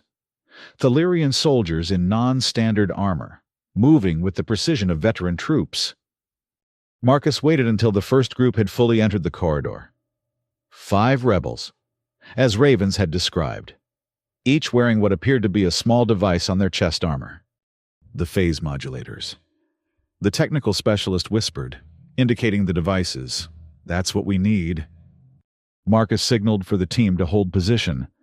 The rebels were moving cautiously, clearly aware that they might be walking into a trap. He needed them to commit further, to reach a position where his team had the advantage. When the rebel squad had reached the midpoint of the corridor, directly between 2 of his hidden team members, Marcus gave the signal. Now. His team emerged simultaneously, firing precision stun pulses at the rebels. The surprise was total. 3 of the 5 went down immediately, their phase modulators apparently providing no protection against the energy weapons. The remaining 2 reacted quickly, one activating his modulator and literally sinking through the floor, while the other returned fire, forcing Marcus and his team back into cover. "Captain Zara!" Marcus called. "Crossfire pattern!" The Thelyrian guard captain moved with impressive speed, flanking the remaining rebel and catching him with a well-placed shot.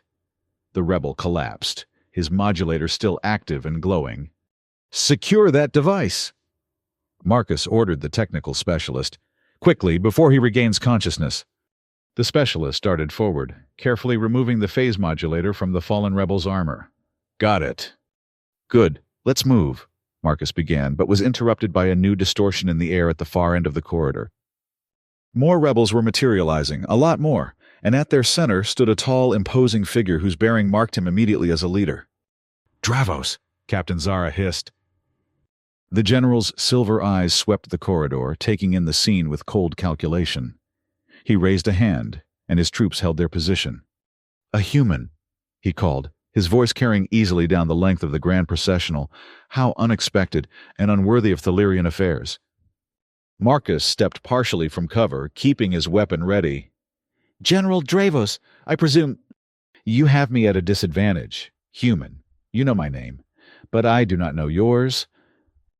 "Lieutenant Marcus Hale, Human Alliance." A recognition flickered in Dravos's eyes. "Ah, the one who intervened in the assassination, the one for whom Alathia invoked the ancient laws." His tone was contemptuous. "A human, granted rights that belong only to Thelyrians.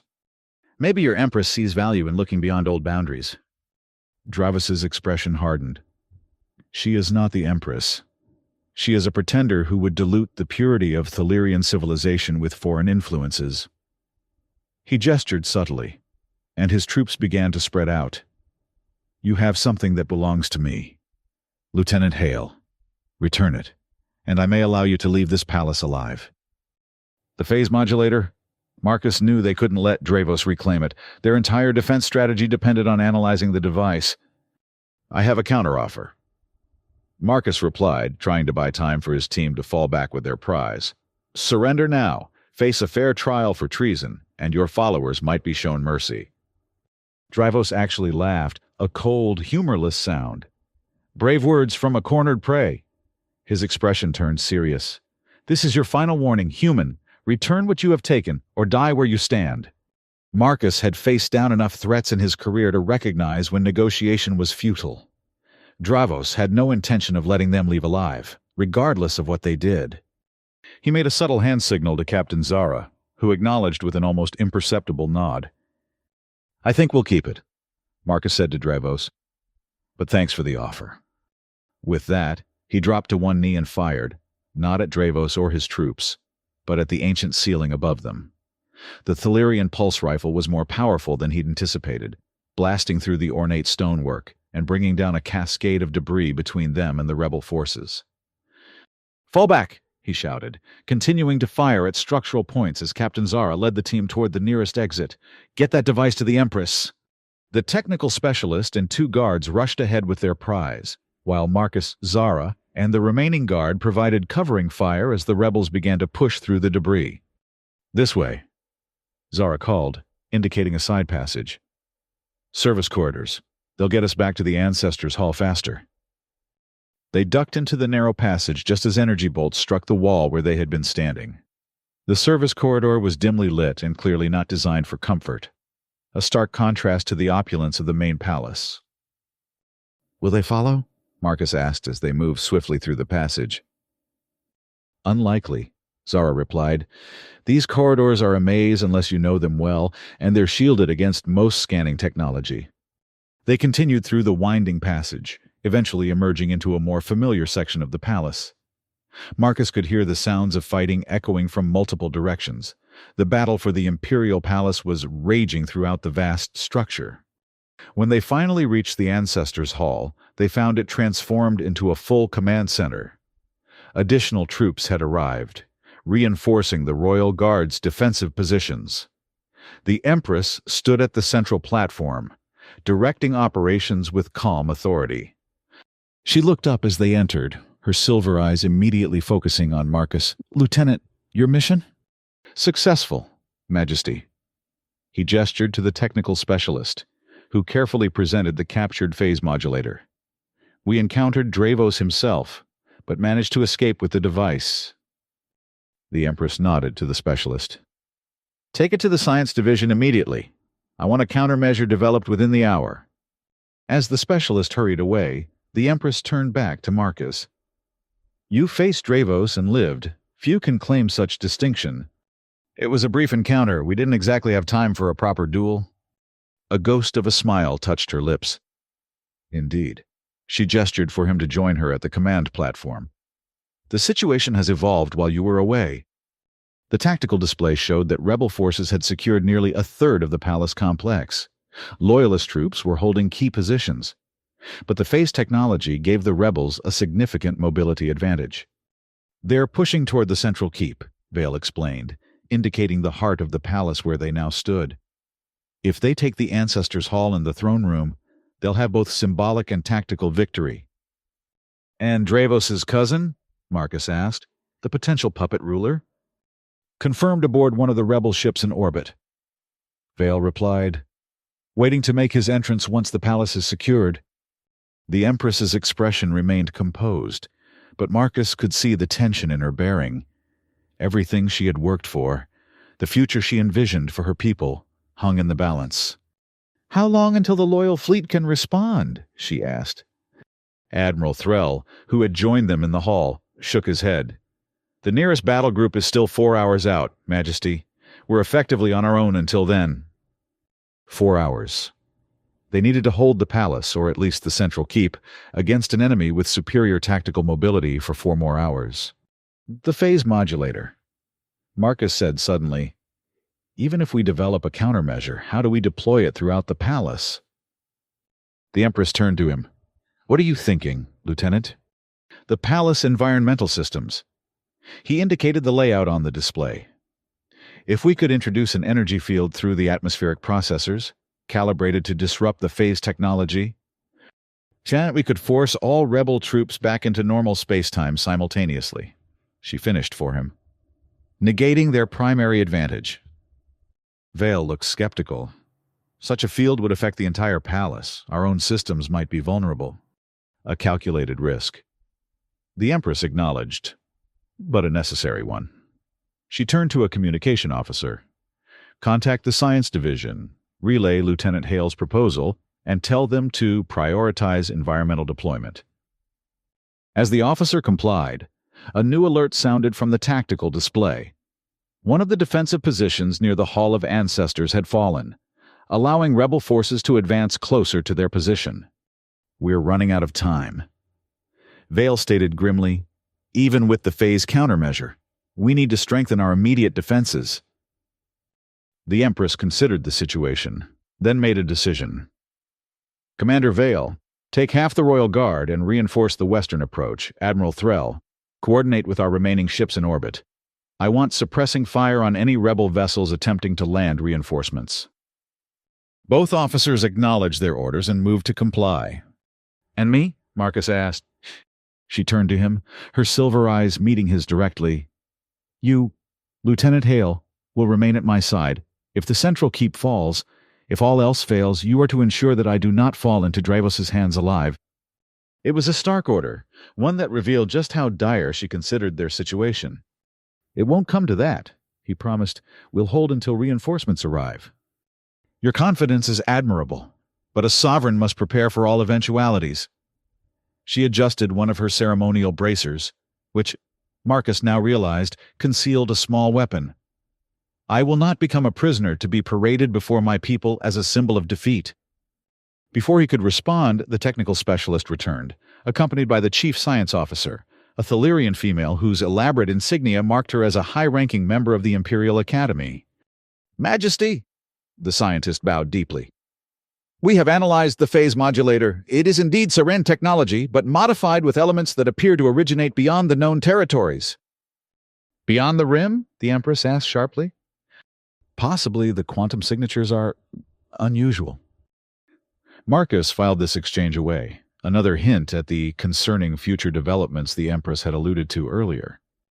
Can you develop a countermeasure? He asked, focusing on the immediate threat. The scientist nodded. We've identified the resonance frequency. Modifying the palace environmental systems to generate a disruptive field is possible, but it will require direct access to the central atmospheric processor. Which is located where? Marcus asked, though he suspected he already knew the answer. The scientist indicated a location on the tactical display, in a section of the palace now firmly under rebel control. Of course it is, he muttered. The Empress studied the display thoughtfully. A small team might reach it through the maintenance tunnels. The rebels may not have secured those yet.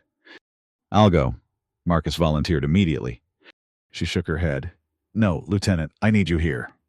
With respect, Majesty, I have the combat experience for this mission, and as a human, I might pass unnoticed where a Thalirian would immediately be identified as loyal to the throne. Val, who had returned to report on the defensive preparations, added his voice. The lieutenant's reasoning is sound, Majesty, and time is critical. The Empress considered for a moment, then nodded. Very well, but you will not go alone. She turned to the wounded officer who had earlier brought news of the breach. Major Ravens, are you able to continue serving? Despite her injuries, Ravens straightened. Always, Majesty. Then you will accompany Lieutenant Hale. Your knowledge of the palace maintenance systems will be invaluable. The Empress turned to the chief scientist. Prepare whatever equipment they will need to modify the atmospheric processor. As the scientist hurried to comply, the Empress drew Marcus aside. This mission is vital, Lieutenant, not just for today's battle, but for Thaliria's future. If Dravos succeeds, the alliance with humanity dies with my reign. I understand the stakes, Majesty. I believe you do. She studied him with an intensity that seemed to see through to his core. There is something I must tell you, in case we do not meet again. The reason I have pushed so hard for this alliance. The true threat that concerns me. She was interrupted by a massive explosion that shook the entire hall. Dust rained down from the ancient ceiling as warning alarms blared. Breach in the eastern corridor, a guard shouted. Multiple hostiles approaching. The moment for revelations had passed. The Empress straightened. Once again, the imperturbable sovereign. Go, Lieutenant, complete your mission for both our peoples. Marcus nodded once, then turned to where Major Ravens waited, now equipped with the scientific apparatus they would need. Ready, Major? Despite her pallor and the obvious pain of her injuries, Ravens managed a grim smile. To save the Empress and thwart traitors? Always. Together, they slipped through a concealed entrance at the back of the hall, leaving the sounds of approaching battle behind them. The maintenance tunnels beneath the Imperial Palace were ancient, older even than much of the structure above. They had been expanded and modified over millennia, creating a labyrinthine network that few could navigate without assistance. Fortunately, Major Ravens was one of those few. Despite her injuries, she moved with confidence through the narrow passages, leading Marcus ever deeper into the palace infrastructure. The atmospheric processor is located in the central engineering hub. she explained as they paused at a junction. It's one of the oldest systems in the palace, dating back nearly 5,000 years. Though of course it's been upgraded countless times since then.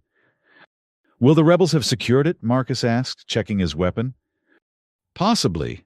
It's not an obvious strategic target, but Dravos was the Empress's military advisor for years. He knows the palace's critical systems. She winced slightly, adjusting the medical patch on her side. We should assume resistance. They continued through the tunnels, occasionally passing maintenance drones that paid them no attention.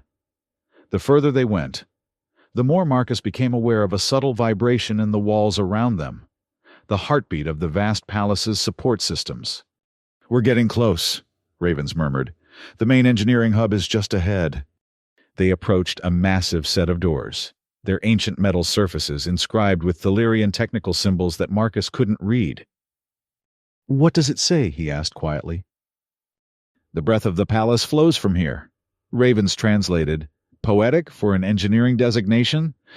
She placed her hand on a recognition panel beside the door. For a moment, nothing happened, and Marcus feared the rebels had already locked down the system. Then, with a deep hum, the massive doors began to slide open. The engineering hub beyond was a vast chamber, filled with technology that spanned millennia of Thelyrian development. Ancient mechanical systems interfaced seamlessly with cutting-edge holographic controls. The air hummed with energy, and the blue-silver glow characteristic of Thelyrian technology bathed everything in cool light. At the center of it all stood the atmospheric processor, a towering column of intricate machinery that pulsed with rhythmic energy. There, Ravens pointed. That's our target. Marcus scanned the chamber carefully. No guards. That seems too convenient. The engineering hub is normally automated, she explained. Only specialists access it, and even then, rarely. Dravos may not have considered it a priority. Or he's setting a trap. Marcus advanced cautiously, weapon ready. Cover me while I check the perimeter. He moved silently through the huge space, checking each alcove and maintenance station. Nothing. The hub appeared deserted except for the automated systems that continued their eternal work. Clear, he finally called to Raven. Let's get this done quickly. She approached the central processor, activating the scientific equipment they had brought. I'll need to interface with the main control node. That will give us access to the atmospheric distribution system throughout the palace. While Ravens worked, Marcus kept watch, his soldier's instincts still on high alert. The lack of resistance bothered him. If Dravos truly understood the palace's critical systems, surely he would have secured this one. Ravens's voice interrupted his thoughts. I'm into the main system. Now, I need to upload the resonance frequency parameters. Her fingers moved across the holographic interface with practiced skill. This will take a few minutes to calibrate properly. Work fast, Marcus advised. I don't think our luck will hold much longer. As if summoned by his words, a new sound reached them, the faint but distinctive hum of phase modulators activating. Marcus spun toward the entrance, weapon raised. The air near the main doors shimmered, and 5 figures materialized, rebel soldiers, their weapons already drawn. Contact! Marcus shouted, diving for cover behind a massive conduit as energy bolts streaked past him. Keep working, Major! I'll hold them off! He returned fire, forcing the rebels to seek their own cover. The engineering hub's complex layout provided plenty of defensive positions, but also multiple approaches that the enemy could exploit, especially with their phase technology. How much longer? He called to Ravens. 2 minutes to complete calibration, she replied, continuing to work despite the firefight erupting around her. The system is resisting some of the parameters. Marcus caught movement from the corner of his eye, a rebel soldier using his phase modulator to slip through a solid barrier, attempting to flank their position. On your left, he warned, shifting his aim and firing 3 rapid shots. The rebel went down, but another was already moving to take advantage of the distraction. Energy bolts struck dangerously close to the atmospheric processor, sending sparks cascading across its surface. They're targeting the processor, Ravens realized. They know what we're trying to do. Marcus adjusted his position, trying to draw their fire away from the critical system. How did they know? The traitor, Ravens replied grimly. Someone in the Empress's inner circle must have revealed our plan. The thought was chilling, that even now, with the palace under direct assault, the Empress's confidential strategies were being leaked to her enemies. It meant no plan was truly secure, no defense truly reliable. 1 minute more, Ravens announced. I've almost completed the calibration. Marcus continued to exchange fire with the rebel soldiers, but he could see they were maneuvering to surround the processor. If even one of them got close enough with an explosive charge, he made a quick decision. Major, when I give the signal, activate the system, ready or not. But the calibration... Just do it. Without waiting for her acknowledgement, Marcus broke from cover and charged directly at the rebel position, firing continuously. It was a reckless move, but it achieved its purpose, drawing all enemy fire toward him and away from Ravens and the processor. Energy bolts sizzled past him, one grazing his shoulder with white-hot pain. He ignored it, continuing his advance, forcing the rebels to fall back from his unexpected aggression. Now, Major! He shouted. Activate it now! Ravens hesitated for only a second, then complied. She slammed her hand down on the activation control, and the atmospheric processor surged with new energy. A wave of invisible force rippled outward from the central column, spreading through the palace's ventilation systems. The effect on the rebel soldiers was immediate and dramatic. Their phase modulators sparked and failed, several exploding outright. The soldiers who had been in mid-phase screamed as they were violently forced back into normal space-time, some partially embedded in the walls or floor they had been passing through. Marcus didn't waste the opportunity. With the rebels disoriented and their key advantage neutralized, he pressed his attack, methodically disabling each opponent until none remained standing. It worked! Ravens called, her voice tight with pain but triumphant. The resonance field is propagating throughout the palace. All phase technology should be disabled. Marcus returned to the processor, noting with concern that Ravens's wound had reopened during the fighting. Are you all right? She nodded grimly. I'll live, but we need to get back to the Empress. With the phase advantage neutralized, Dravos may attempt something desperate. They secured the processor controls, ensuring the resonance field would continue, then began their return journey through the maintenance tunnels. As they moved, they could hear the sounds of battle shifting above them, the tide of the conflict changing as the rebels' key advantage was stripped away. This passage will take us directly back to the Ancestors' Hall, Ravens said as they approached a junction. It's the fastest route. And potentially the most obvious, Marcus cautioned. If there is a traitor in the Empress's circle, they may anticipate our return. Ravens considered this, then nodded. You're right. We'll take the longer route, through the ceremonial chambers. It's less direct, but also less likely to be watched. They changed course, ascending through narrower passages that eventually opened into the ornate public areas of the palace. Here. Signs of battle were everywhere, shattered decorations, energy weapon scorch marks on ancient walls, and occasionally, the still forms of fallen combatants from both sides. As they moved cautiously through a grand gallery lined with Thalirian artistic treasures, Marcus heard voices ahead, multiple speakers, their tones urgent. He signaled Ravens to stop, then crept forward to investigate. What he saw made his blood run cold. In a chamber ahead, General Dravos stood with several of his officers, surrounding a holographic display showing the palace layout. And with them, still wearing the insignia of the Empress's advisory council, was Councillor Varen, the elder statesman who had questioned the Empress's contingency planning during the War Council. The phase technology has failed, Dravos was saying, his expression furious. Someone has deployed a resonance field throughout the palace. It doesn't matter. Varen replied, Our forces still control the main approaches to the Ancestors' Hall. The Empress is trapped, and our reinforcements will break through the orbital defenses within the hour. I want her alive, Counselor. She must publicly abdicate in favor of the rightful heir. Varen's expression was skeptical. She will never surrender the throne willingly, you know this. Everyone has a breaking point, Dravos replied coldly. Even an Empress. Marcus had heard enough. He retreated silently to where ravens waited. "Varen is the traitor," he whispered. "He's with Dravos, and they're planning a final push on the Ancestors' Hall."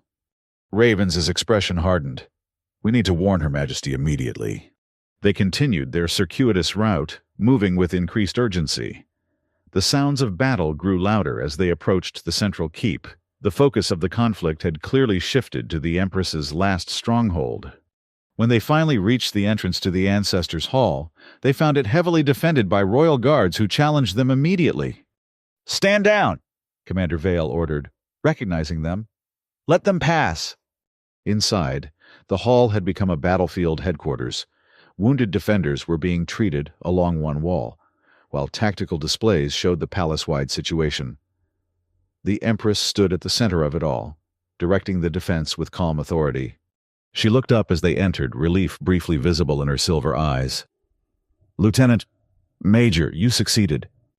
"The resonance field is active, Majesty," Ravens reported, standing at attention despite her worsening injury. "All phase technology should be neutralized throughout the palace." "So we've observed. The rebel advance has slowed considerably." The Empress gestured to the tactical display, which showed loyalist forces regaining ground in several sectors. "But Dravos is nothing if not adaptable. He's consolidated his remaining troops for a direct assault on our position." "Majesty," Marcus stepped forward. "We've identified the traitor. It's Counselor Varen. We saw him with Dravos, planning the final attack." The Empress's expression showed no surprise, only a weary confirmation of suspicions already held. "I feared as much.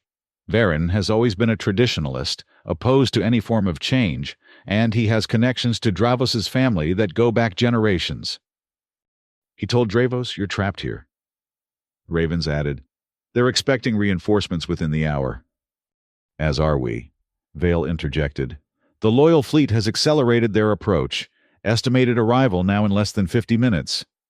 It would be a race, then, which reinforcements would arrive first, and whether the defenders could hold the Ancestors' Hall until help came." "What's our defensive posture?" Marcus asked, studying the tactical display. "We've sealed all direct approaches." Vale replied, "The hall has its own independent life support and power systems, designed to withstand siege, but with the traitor's knowledge, Dravos will know exactly where to strike." The Empress turned to Marcus. "You've proven your tactical insight repeatedly. Lieutenant, what would you recommend?" He studied the situation carefully.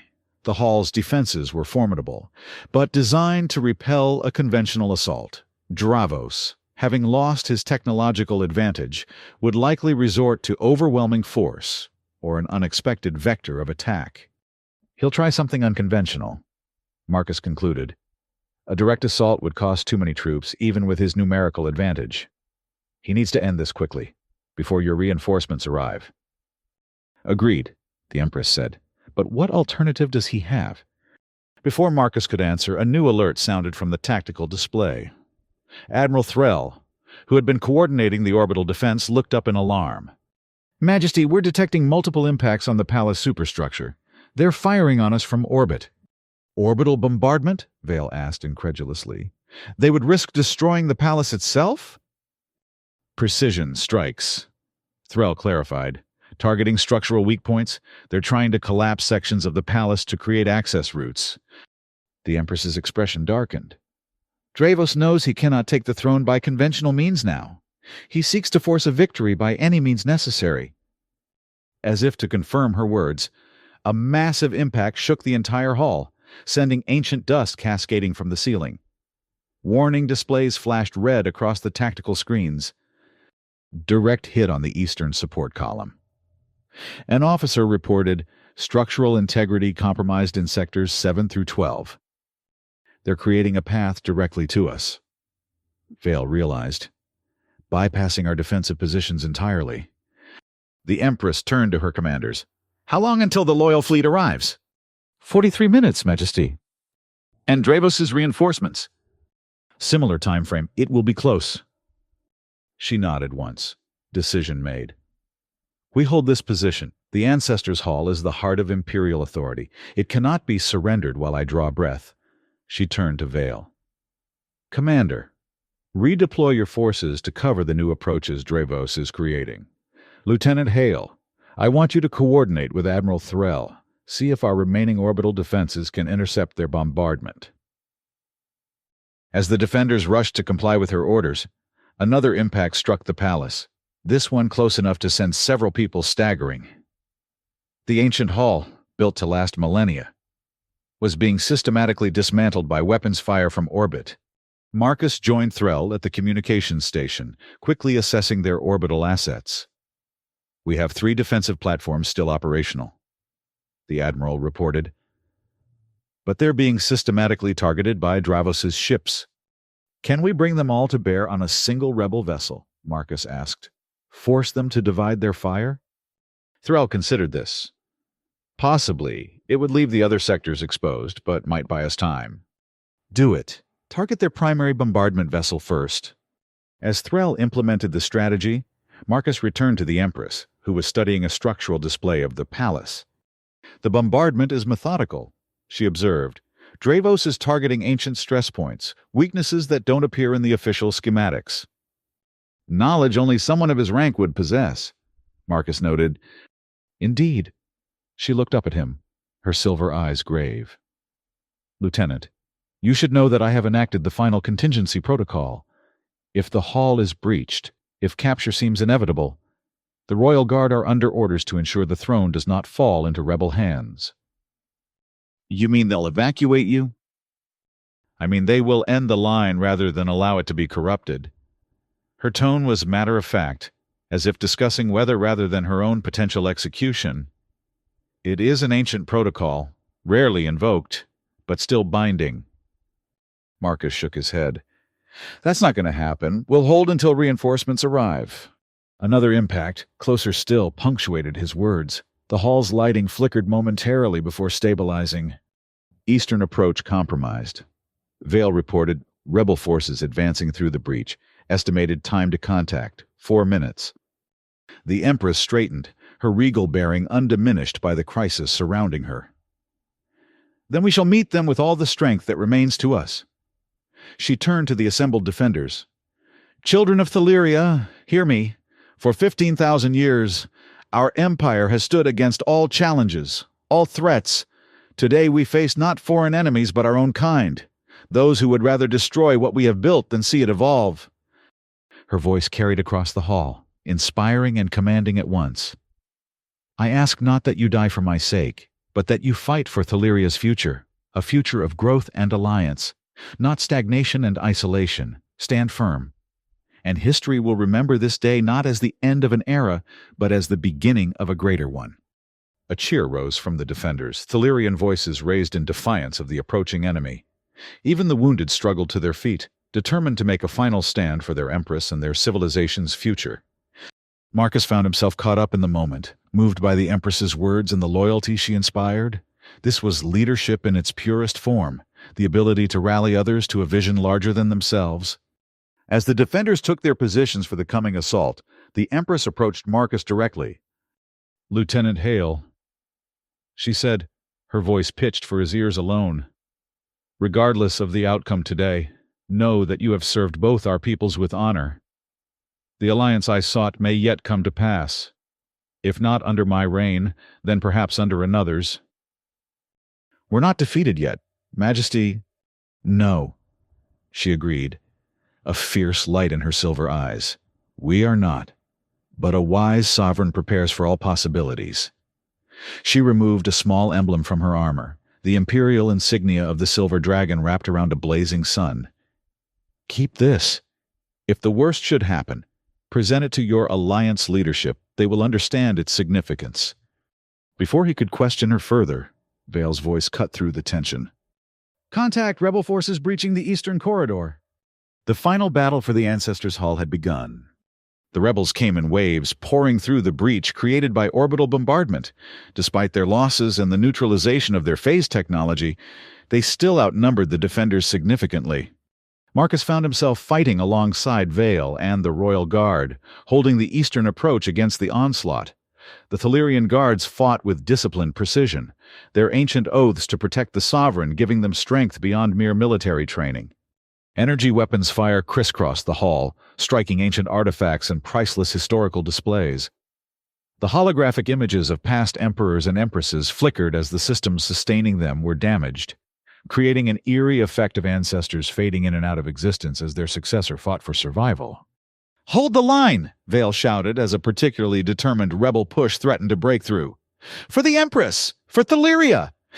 The defenders rallied, pushing back the assault temporarily. But Marcus could see that their position was deteriorating. Each wave of rebels seemed larger than the last, and the defenders' numbers were dwindling through attrition.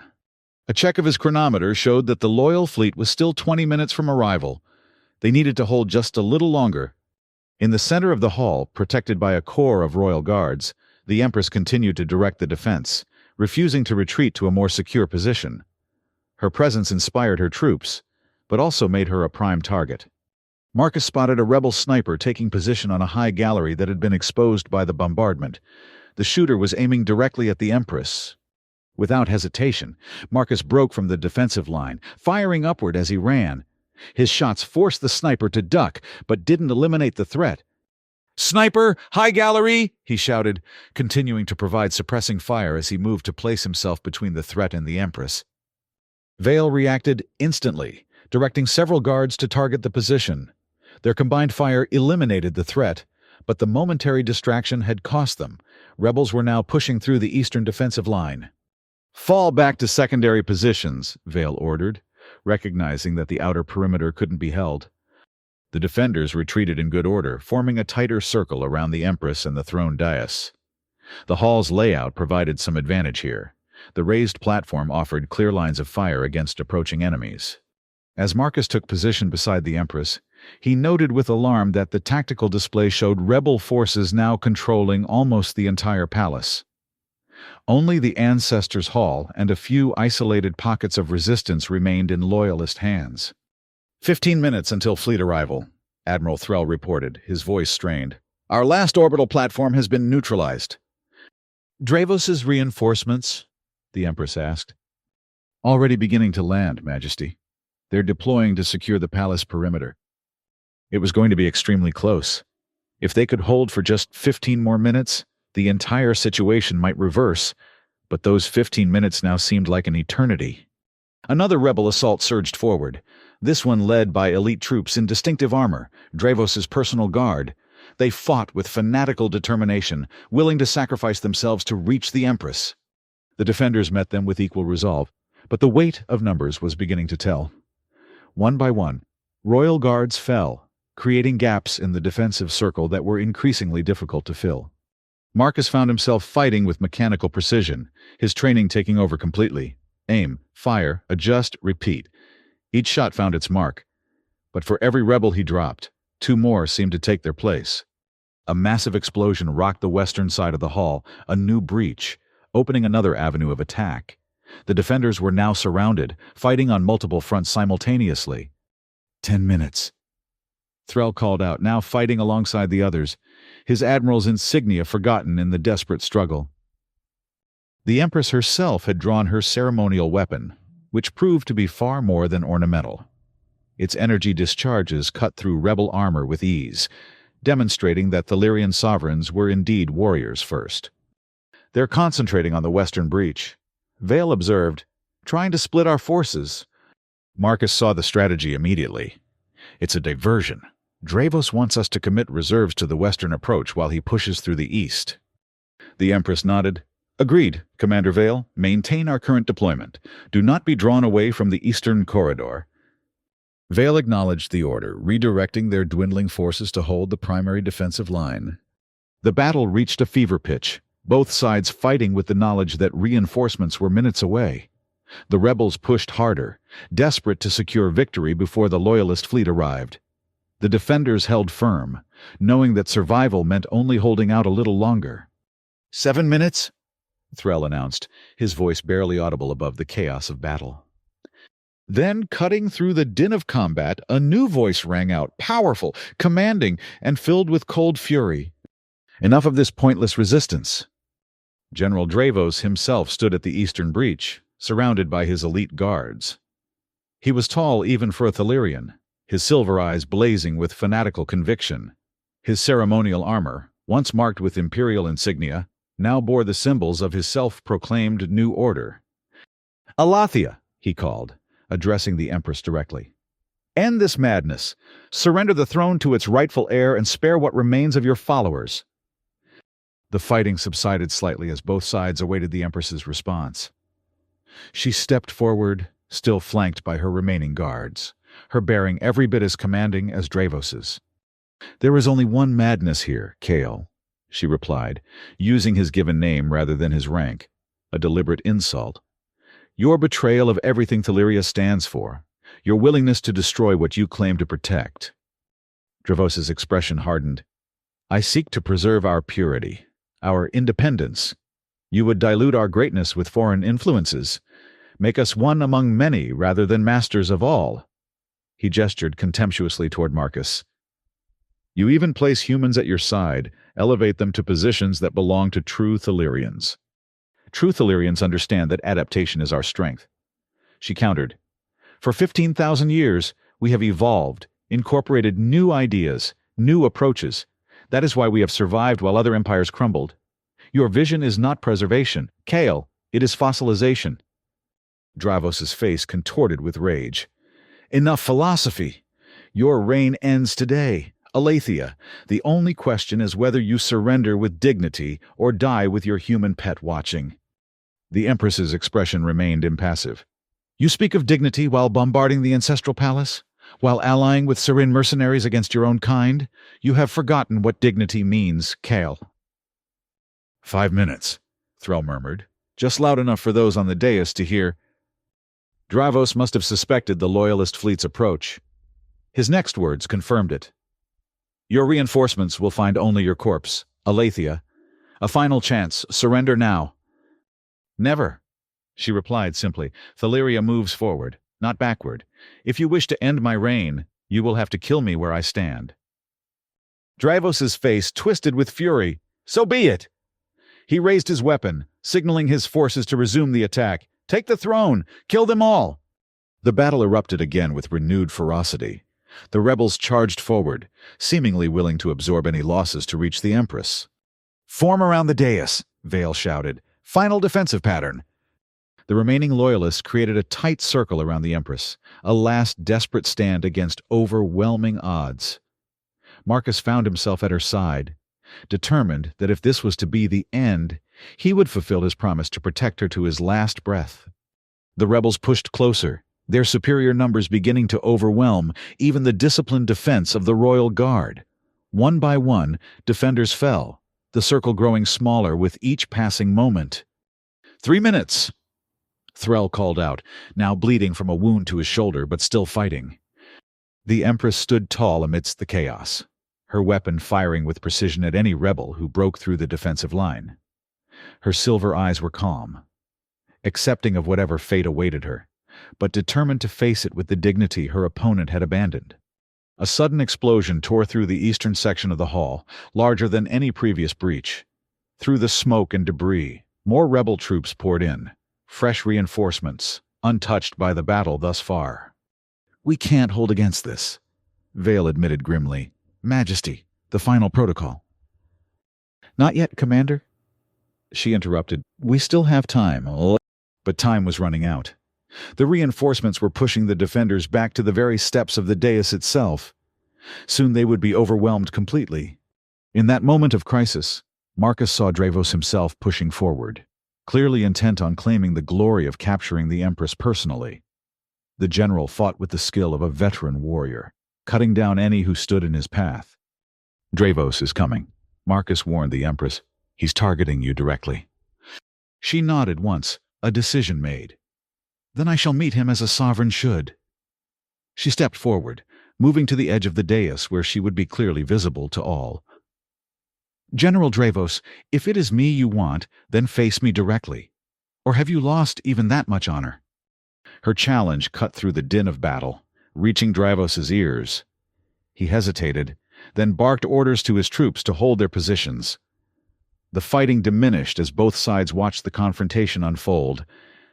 "You challenge me personally, Alathia," Dravos called back. a mocking tone in his voice. "You would settle the fate of the Empire through individual combat?" "I invoke the sovereign's right," she replied, her voice carrying the weight of ancient tradition. "By the laws established in the founding of our empire, I claim the right to face my challenger directly, without interference from either side." A murmur ran through the assembled Thelyrians, both loyalist and rebel. The sovereign's right was one of the oldest traditions in Thelyrian culture, rarely invoked but still binding. It dated back to the earliest days of the empire, when challenges to leadership were settled through direct combat rather than large-scale warfare. Dravos's expression showed his calculation. If he refused the challenge, he would lose face before his followers, undermining the very traditions he claimed to defend. If he accepted, he would face the Empress in single combat, a risk but also an opportunity to solidify his legitimacy by defeating her personally. "I accept your challenge," he finally declared. "As is my right as challenger, I name the terms energy blades, to first blood or surrender." The Empress nodded once. "Agreed. Commander Vale, clear the center of the hall." Vale looked as if he wanted to protest, but understood the cultural significance of what was happening. He ordered the Loyalist forces to fall back, creating an open space in the center of the Ancestors' Hall. Dravos similarly commanded his troops to withdraw to the perimeter, maintaining the standoff, but honoring the tradition of uninterrupted combat. Marcus moved closer to the Empress. "Are you sure about this? He's a military commander, trained in combat." "As am I, Lieutenant," she replied calmly. "All Thelyrian sovereigns are warriors first. It is our way." She removed her outer robe, revealing lighter armor beneath. "Besides, this buys us time. 2 minutes now, yes?" Threll nodded, understanding her strategy. By invoking the ancient tradition, she had effectively called a temporary ceasefire, precious minutes gained while they awaited the loyal fleet's arrival. From a ceremonial case brought by one of his officers, Dravos drew 2 energy blades, weapons that looked similar to human swords, but generated fields of concentrated energy along their edges. He approached the center of the hall, offering one of the weapons to the Empress with mocking formality.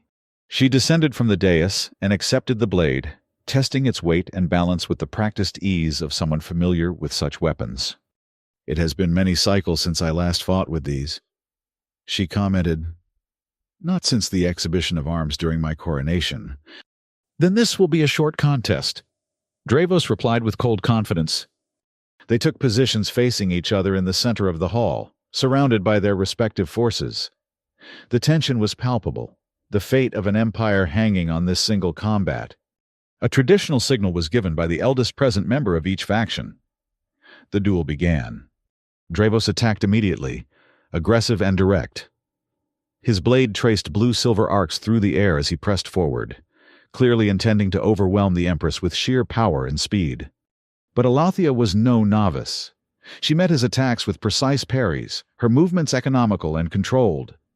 Where Dravos fought with fury, she fought with calculation, avoiding rather than blocking, conserving her energy while he expended his. The energy blades hummed and crackled when they connected, sending cascades of sparks across the ancient floor of the hall. The duelists circled each other, each seeking an advantage, each testing the other's defenses. "You fight well, for one who sits upon a throne," Dravos acknowledged grudgingly after his initial assault failed to break through. "The throne is earned, not given," she replied, launching a counterattack that forced him back several steps. "Those who forget this lesson are doomed to fail." Their blades locked momentarily, bringing them face to face. "You have led our people down a path of weakness," Dravos hissed, "seeking alliances when we should stand alone, supreme." "I have led them toward survival," she countered, breaking the lock with a skillful twist that nearly disarmed him. "The universe changes, Kale. We must change with it or perish." The duel continued, neither combatant gaining a decisive advantage. Marcus watched with growing appreciation for the Empress's skill. She was indeed a warrior, despite her regal bearing and diplomatic focus. "1 minute," Threll murmured, his eyes fixed on the chronometer. Dravos seemed to sense that time was running out. His attacks became more desperate, more reckless, seeking a quick victory at the cost of proper form. It was the opening the Empress had been waiting for. As he overextended on a lunging attack, she sidestepped with graceful precision, bringing her blade down in a perfect arc that caught his armor at the shoulder joint. The energy field sliced through, drawing first blood. "The contest is decided," Vale announced immediately. "First blood to Her Imperial Majesty." Dravo staggered back, his face contorted with rage and disbelief. "No, this is not over." "It is," the Empress stated firmly. "By your own terms, Major General, first blood has been drawn. The challenge is complete." For a moment, it seemed Dravos might honor the ancient tradition. Then, with a snarl of defiance, he lunged at the Empress, his blade aimed directly at her heart. "Die, traitor to our race!" Marcus was already moving. Even as Vale shouted a warning, he threw himself forward, his own weapon discharging at Dravos's blade arm while his body intercepted the thrust meant for the Empress. The energy blade sliced into his side, searing flesh and sending waves of blinding pain through his body. But his shot had found its mark. Dravos's weapon arm hung useless at his side, the energy blade deactivated and clattering to the floor. As Marcus collapsed, the hall erupted in chaos. Loyalists surged forward, outraged by Dravos's violation of sacred combat traditions. Rebels moved to protect their leader, creating a renewed melee throughout the chamber. Through the haze of pain, Marcus was dimly aware of the Empress kneeling beside him, her silver eyes filled with concern. "Foolish, brave human," she murmured, pressing something against his wound to stem the bleeding. "Always placing yourself between me and danger." He tried to respond, but could only manage a grimace. The energy blade had cauterized much of the wound, preventing immediate blood loss. But the internal damage was severe. Suddenly, new alarms sounded throughout the hall. Admiral Threll's voice cut through the confusion. "Loyalist fleet has arrived. They've engaged the rebel ships in orbit." A cheer rose from the defenders, even as they continued to battle the rebel forces within the hall. The tide had turned. Reinforcements had arrived just in time. Dravos, clutching his wounded arm, backed toward his elite guards. "This changes nothing. The palace is still ours. The Empress will not leave this hall alive." As if in direct contradiction to his words, the ceiling of the Ancestors' Hall shimmered with energy. Massive sections began to dematerialize as transport beams from the Loyalist fleet penetrated the palace defenses. Armored troops materialized throughout the hall, fresh reinforcements, bearing the insignia of the Empress's most elite regiments. They immediately engaged the rebel forces, their superior numbers and equipment quickly turning the battle's momentum. "No!" Dravos howled, seeing his victory slipping away. "All forces target the Empress! Kill her now, while we still can!" But it was too late. The Loyalist reinforcements had formed a protective ring around the Empress and the wounded Marcus. Rebel troops were being systematically neutralized or forced to surrender. Dravos himself found his escape routes cut off, his elite guards falling around him as the Loyalist forces closed in. With a final cry of defiance, he activated some device on his armor, a last desperate gambit. "If I cannot rule Thaleria, then its corrupt leadership dies with me," he shouted, his body beginning to glow with ominous energy. "Self-destruct device," Vale warned. "Clear the area." Guards rushed to evacuate the Empress, but she refused to leave Marcus's side. "Get him to safety first," she ordered. "There's no time, Majesty." As the energy building around Dravos reached critical levels, Marcus felt himself being lifted. Through pain-blurred vision, he saw the Empress herself helping to carry him, refusing to abandon him even in this moment of extreme danger. The last thing he remembered before losing consciousness was a blinding flash, the sound of energy containment fields activating, and the Empress's voice calmly giving orders amidst the chaos. Then darkness claimed him. Marcus awoke to the soft hum of advanced medical equipment and the sweet scent of Thalerian atmospheric processors. He was in a large, ornate chamber that he didn't recognize, clearly within the palace, but not any section he had visited before. As his vision cleared, he realized he was in what appeared to be a private royal medical facility. The technology surrounding him was far beyond anything available in the human alliance, monitoring and supporting his recovery with a precision that bordered on miraculous. "Welcome back to the living, Lieutenant," A familiar voice greeted him. Commander Vale stood nearby, his uniform bearing new insignia and several obvious battle decorations. The Thelyrian officer looked tired, but satisfied, like a warrior who had emerged victorious from a long campaign. "The Empress?" Marcus asked immediately, his voice rough from disuse. "Alive and well," Vale assured him, "thanks in no small part to your actions." Relief washed through Marcus. And Dravos? Dead. His final attempt at vengeance failed. Our containment fields absorbed most of the explosion. There were casualties, but far fewer than there might have been. Marcus tried to sit up, wincing as pain shot through his side. "How long have I been unconscious?" 3 days. Vale replied, "Your injuries were severe. Without our medical technology, you likely would not have survived." The rebellion? Crushed. With Dravos dead and the palace recaptured, most of his followers surrendered. Those who resisted were dealt with. Vale's tone suggested that dealt with meant something final and unpleasant. The Saren mercenaries attempted to flee, but our fleet intercepted them. We've learned much about their unusual technology. Marcus absorbed this information, piecing together the aftermath of the battle he had last seen in chaotic fragments. And the traitor? Counselor Varen? Captured attempting to reach a rebel shuttle. Vale's expression hardened. He faces Imperial justice tomorrow. Before Marcus could ask further questions, the chamber's main door opened. Royal guards entered in formal formation, taking positions along the walls.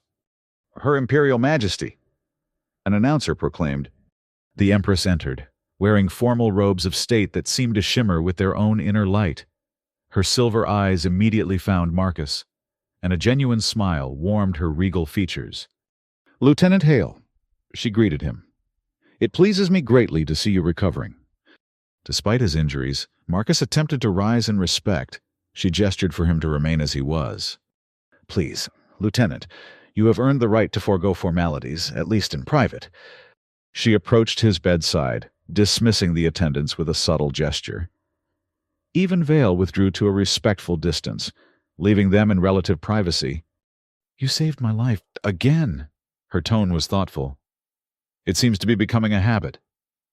"Just doing my job, Majesty." "No, Lieutenant, it was far more than that." She studied him with that familiar intensity. "You risked everything for a sovereign not your own, for an empire not your home. Such loyalty transcends mere duty." Marcus wasn't sure how to respond to that. In the moment, he hadn't analyzed his motivations. He had simply acted. "The royal physicians tell me you will make a full recovery." She continued, "Though the energy blade left its mark, you will carry a reminder of that day for the rest of your life." He nodded, having already glimpsed the extensive scarring along his side. A small price to pay for the outcome. "Is it?" Her expression grew more serious. "You have become deeply entangled in Thelyrian affairs, Lieutenant Hale, more than any human before you. The court speaks of little else. The outsider who twice saved the Empress, who fought alongside the royal guard to preserve the throne. I'm sure they'll find new gossip soon enough." A smile touched her lips. "Perhaps, but your actions have created something that cannot be undone. A precedent. A connection between our peoples that transcends formal treaties." She seated herself gracefully in a chair beside his bed, her posture shifting subtly from imperial sovereign to something more personal. "Do you recall the ancient law I invoked after you first saved my life? The royal boon that the empire must honor?" "I remember." "You never claimed it." Her silver eyes held his. "Most would have seized such an opportunity immediately. Power, wealth, influence, all were yours for the asking." Marcus shrugged slightly, then winced at the pain the movement caused. "I didn't save you to gain a reward." "No. You saved me because it was, as you put it, the right thing to do." She seemed to find this both puzzling and admirable. Such straightforward morality is refreshing. She rose, moving to the chamber's viewing window. Outside, the capital city of Agathis gleamed in the sunlight, its spires and domes largely untouched by the battle that had raged within the palace. "The alliance between Thelyria and the human alliance was formally ratified yesterday," she informed him, Not merely a diplomatic arrangement, but a full military and cultural partnership. The first such agreement in our 15,000-year history. That's significant, Marcus said, understanding the historical weight of such a development. It is the beginning of a new era. She turned back to him. One that you helped create, whether you intended to or not. A comfortable silence fell between them, the shared understanding of those who have faced death together and emerged changed by the experience. When you are fully recovered, she said finally, there will be a formal ceremony. The court, the military leadership, representatives from your alliance, all will gather to witness something unprecedented. What ceremony? Marcus asked, suddenly wary. The Empress's expression held that same unreadable quality he had noticed before. The granting of your royal boon, Lieutenant, the one you earned but never claimed. Majesty, I told you. I know what you told me. She interrupted gently. But some traditions cannot be set aside, even by an empress who seeks to reform her empire. The life debt must be honored, or the foundation of imperial authority itself is questioned. Marcus considered this, so I have to ask for something. Indeed, and I have a suggestion if you would hear it. Of course. She returned to his bedside, her voice dropping slightly though they were alone. Ask for a position that has never before existed, Imperial Liaison to the Human Alliance, a permanent role, with authority equal to the highest ranks of our diplomatic corps, a voice that must be heard in all matters concerning our two civilizations. Marcus studied her expression, trying to understand the full implications of what she was suggesting. You're creating a new position for me? Why? Because the alliance we have forged is fragile, Lieutenant. Because there are still those within the court who resist change, who fear closer ties with humanity, and because you have proven yourself someone who understands both worlds, who can bridge the gap between our peoples. It was a profound offer, one that would tie him permanently to Thaleria, make him a figure of significance in two civilizations. What about my commission with the Alliance? He asked. Ambassador Voss has already discussed the matter with your superiors. They are amenable to a special detachment. You would retain your rank and standing while serving in this new capacity. Marcus fell silent, processing the enormity of the proposal. When he had intercepted that assassin's shot days ago, he could never have imagined where it would lead, to battles for an alien throne, to becoming entangled in imperial politics, to being offered a position of unprecedented influence. There is one more thing you should know, the Empress added. The ancient laws regarding one who saves the sovereign's life are specific. They state that the empire must bow to their choice by law. It is more than mere tradition. It is binding on all Thalerians, from the highest noble to the most common citizen. The implication was clear. In this new role, his authority would come not just from diplomatic appointment, but from ancient imperial law itself. His voice would carry weight beyond his rank or position, a unique status that no other human had ever held. That's a lot of responsibility, he said finally. It is, she studied him intently. But I believe you are equal to it. Your actions have proven as much. Before he could respond, the chamber door opened again. Admiral Threll entered, bowing deeply to the Empress. Forgive the interruption, Majesty, but the Council awaits your presence. The reconstruction plans require your approval. She nodded. Tell them I shall join them shortly. As Threll withdrew, she turned back to Marcus. Think on what I have said, Lieutenant. We will speak again when you are stronger. As she moved to leave, Marcus called after her. Majesty, before you go, there's something you mentioned during the crisis, something you wanted to tell me about why the alliance was so important, about a threat beyond the rim. She paused at the doorway, her expression growing solemn. Yes. When you are recovered, Lieutenant Hale, we will speak of that as well. For the threat I glimpsed is indeed real, and it will require both our civilizations and perhaps others to face what comes. With those ominous words, she departed, leaving Marcus to contemplate not just his own unexpected future, but that of two civilizations now bound together by his single, instinctive action. Days later, fully recovered thanks to the advanced Thalerian medical technology, Marcus stood before the assembled court in the fully restored throne room. The damage from the battle had been repaired with remarkable speed, erasing almost all visible signs of the conflict that had so recently raged through the palace. Empress Aletheia sat upon the imperial throne, resplendent in formal regalia that caught the light from the artificial stars overhead. Around her stood the full royal court, nobles, military leaders, guild representatives, and academics from across the empire, and in a historically unprecedented addition, a delegation from the Human Alliance led by Ambassador Voss. The ceremony was being broadcast throughout Thalirian space and to key worlds within the Alliance, billions witnessing a moment that would be recorded in the histories of both civilizations. Lieutenant Marcus Hale. The Empress's voice carried effortlessly through the vast chamber. Approach the throne. Marcus advanced, feeling somewhat self-conscious in the formal attire he had been provided, a unique design that incorporated elements of both Thalirian and Human Alliance styles. As he reached the base of the dais, he bowed precisely as protocol demanded. "Twice you have preserved the sovereign's life," the Empress declared, her words following an ancient formula. "First with skill against an assassin's attack, then with courage against a traitor's blade. By the most ancient laws of Thaliria, you are owed a royal boon, which the Empire must honor." She rose from her throne, descending the steps until she stood directly before him. In her hands, she held a ceremonial object, a small replica of the imperial insignia, crafted from the same silver-blue alloy as the throne itself. "Name your boon, Lieutenant Hale, and if it is within the Empire's power to grant, it shall be yours."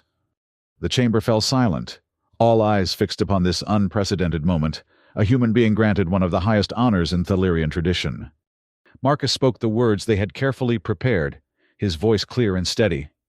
"I ask to serve as imperial liaison between Thaliria and the Human Alliance, with authority to speak for both peoples in matters of mutual concern. I ask to build the bridge between our civilizations that your Majesty has envisioned." A murmur ran through the assembled court, not of disapproval, but of recognition. It was a request that honored Thalirian traditions while embracing the new path the Empress had set for her people. "By law and tradition, your boon is granted," the Empress declared formally. She presented him with the imperial insignia, which he accepted with proper reverence. "From this day forward, you shall be known as Imperial Liaison Marcus Hale, voice of two peoples, builder of the bridge between stars." She then did something unexpected, extending her hand in the human fashion, rather than using the traditional Thalirian gesture of acknowledgement. It was a small but profoundly symbolic act, visible to all who watched. Marcus took her hand, and as they completed this hybrid of their culture's formalities, applause began, first from the human delegation, then spreading through the Thalirian court until the entire chamber resonated with approval. Later, after the formal celebrations had concluded, Marcus found himself on a private balcony overlooking the capital city. The sun was setting, casting the spires and domes of Agathis in shades of gold and purple against the darkening sky. "It's always been my favorite view," the Empress said, joining him at the balcony's edge. She had dispensed with the more elaborate elements of her formal attire, though she still carried herself with undeniable regal presence. "I can see why," Marcus replied, taking in the breathtaking panorama. "It's beautiful and enduring." She gazed out at the city her ancestors had ruled for millennia, just as Thaliria itself has endured through all challenges, all changes. They stood in comfortable silence for a moment, watching as the first stars began to appear in the darkening sky. "So," Marcus said finally, "Imperial Liaison, that's going to take some getting used to." "You will adapt, as will we all." She turned to face him directly. "The path ahead will not be easy, Lieutenant, or should I say, Liaison Hale. There are still those who resist change, who fear what closer ties with humanity might mean. There are skeptics on both sides." He acknowledged. "Not everyone in the Alliance is convinced that Thaliria has truly abandoned its isolationist stance. Then we must prove them wrong. Together." Her silver eyes held his with that now familiar intensity. "Which brings me to the matter you asked about earlier. the threat beyond the rim. Her expression grew more solemn. For the past decade, our deep space monitoring stations have detected anomalies, energy signatures unlike anything in our considerable scientific records, patterns of stellar disruption that suggest deliberate manipulation rather than natural phenomena. Something is coming, Marcus surmised. Someone, she corrected. An intelligence, a civilization perhaps, that operates on principles foreign to both our peoples. The serene phase technology that Dravos employed? It appears to be a crude adaptation of techniques observed from these unknown entities. The implications were chilling. If the Seren had merely adapted observed technology to create weapons that could bypass Thalirian defenses, what might the original source be capable of? This is why the alliance was so crucial. Marcus realized, not just for political evolution or cultural exchange, but for survival. Precisely. She turned back to the vista before them, where stars now filled the night sky. Thaliria is ancient and powerful, but even we cannot face the unknown alone. Humanity brings different perspectives, different approaches, together. We are stronger than either civilization alone. Have you shared this information with Alliance leadership? Not yet. It was too sensitive to entrust to normal diplomatic channels, especially with traitors in our midst. She gave him a meaningful look.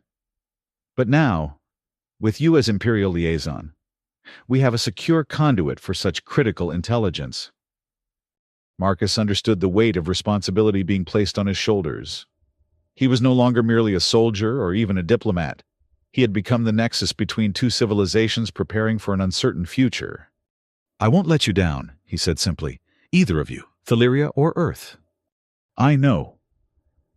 For a moment, the Imperial mask slipped, and he glimpsed Aletheia rather than the Empress, a leader carrying the weight of an entire civilization, yet still capable of hope. That is why you are precisely where you need to be, Marcus Hale. As night fully claimed the sky above Agathis, they stood together at the balcony's edge, the Empress of the most ancient empire among the stars and the human who had saved her life, now bound together by law, duty, and a shared vision of the future, beyond the distant horizon, beyond even the rim of the galaxy itself. Unknown challenges awaited.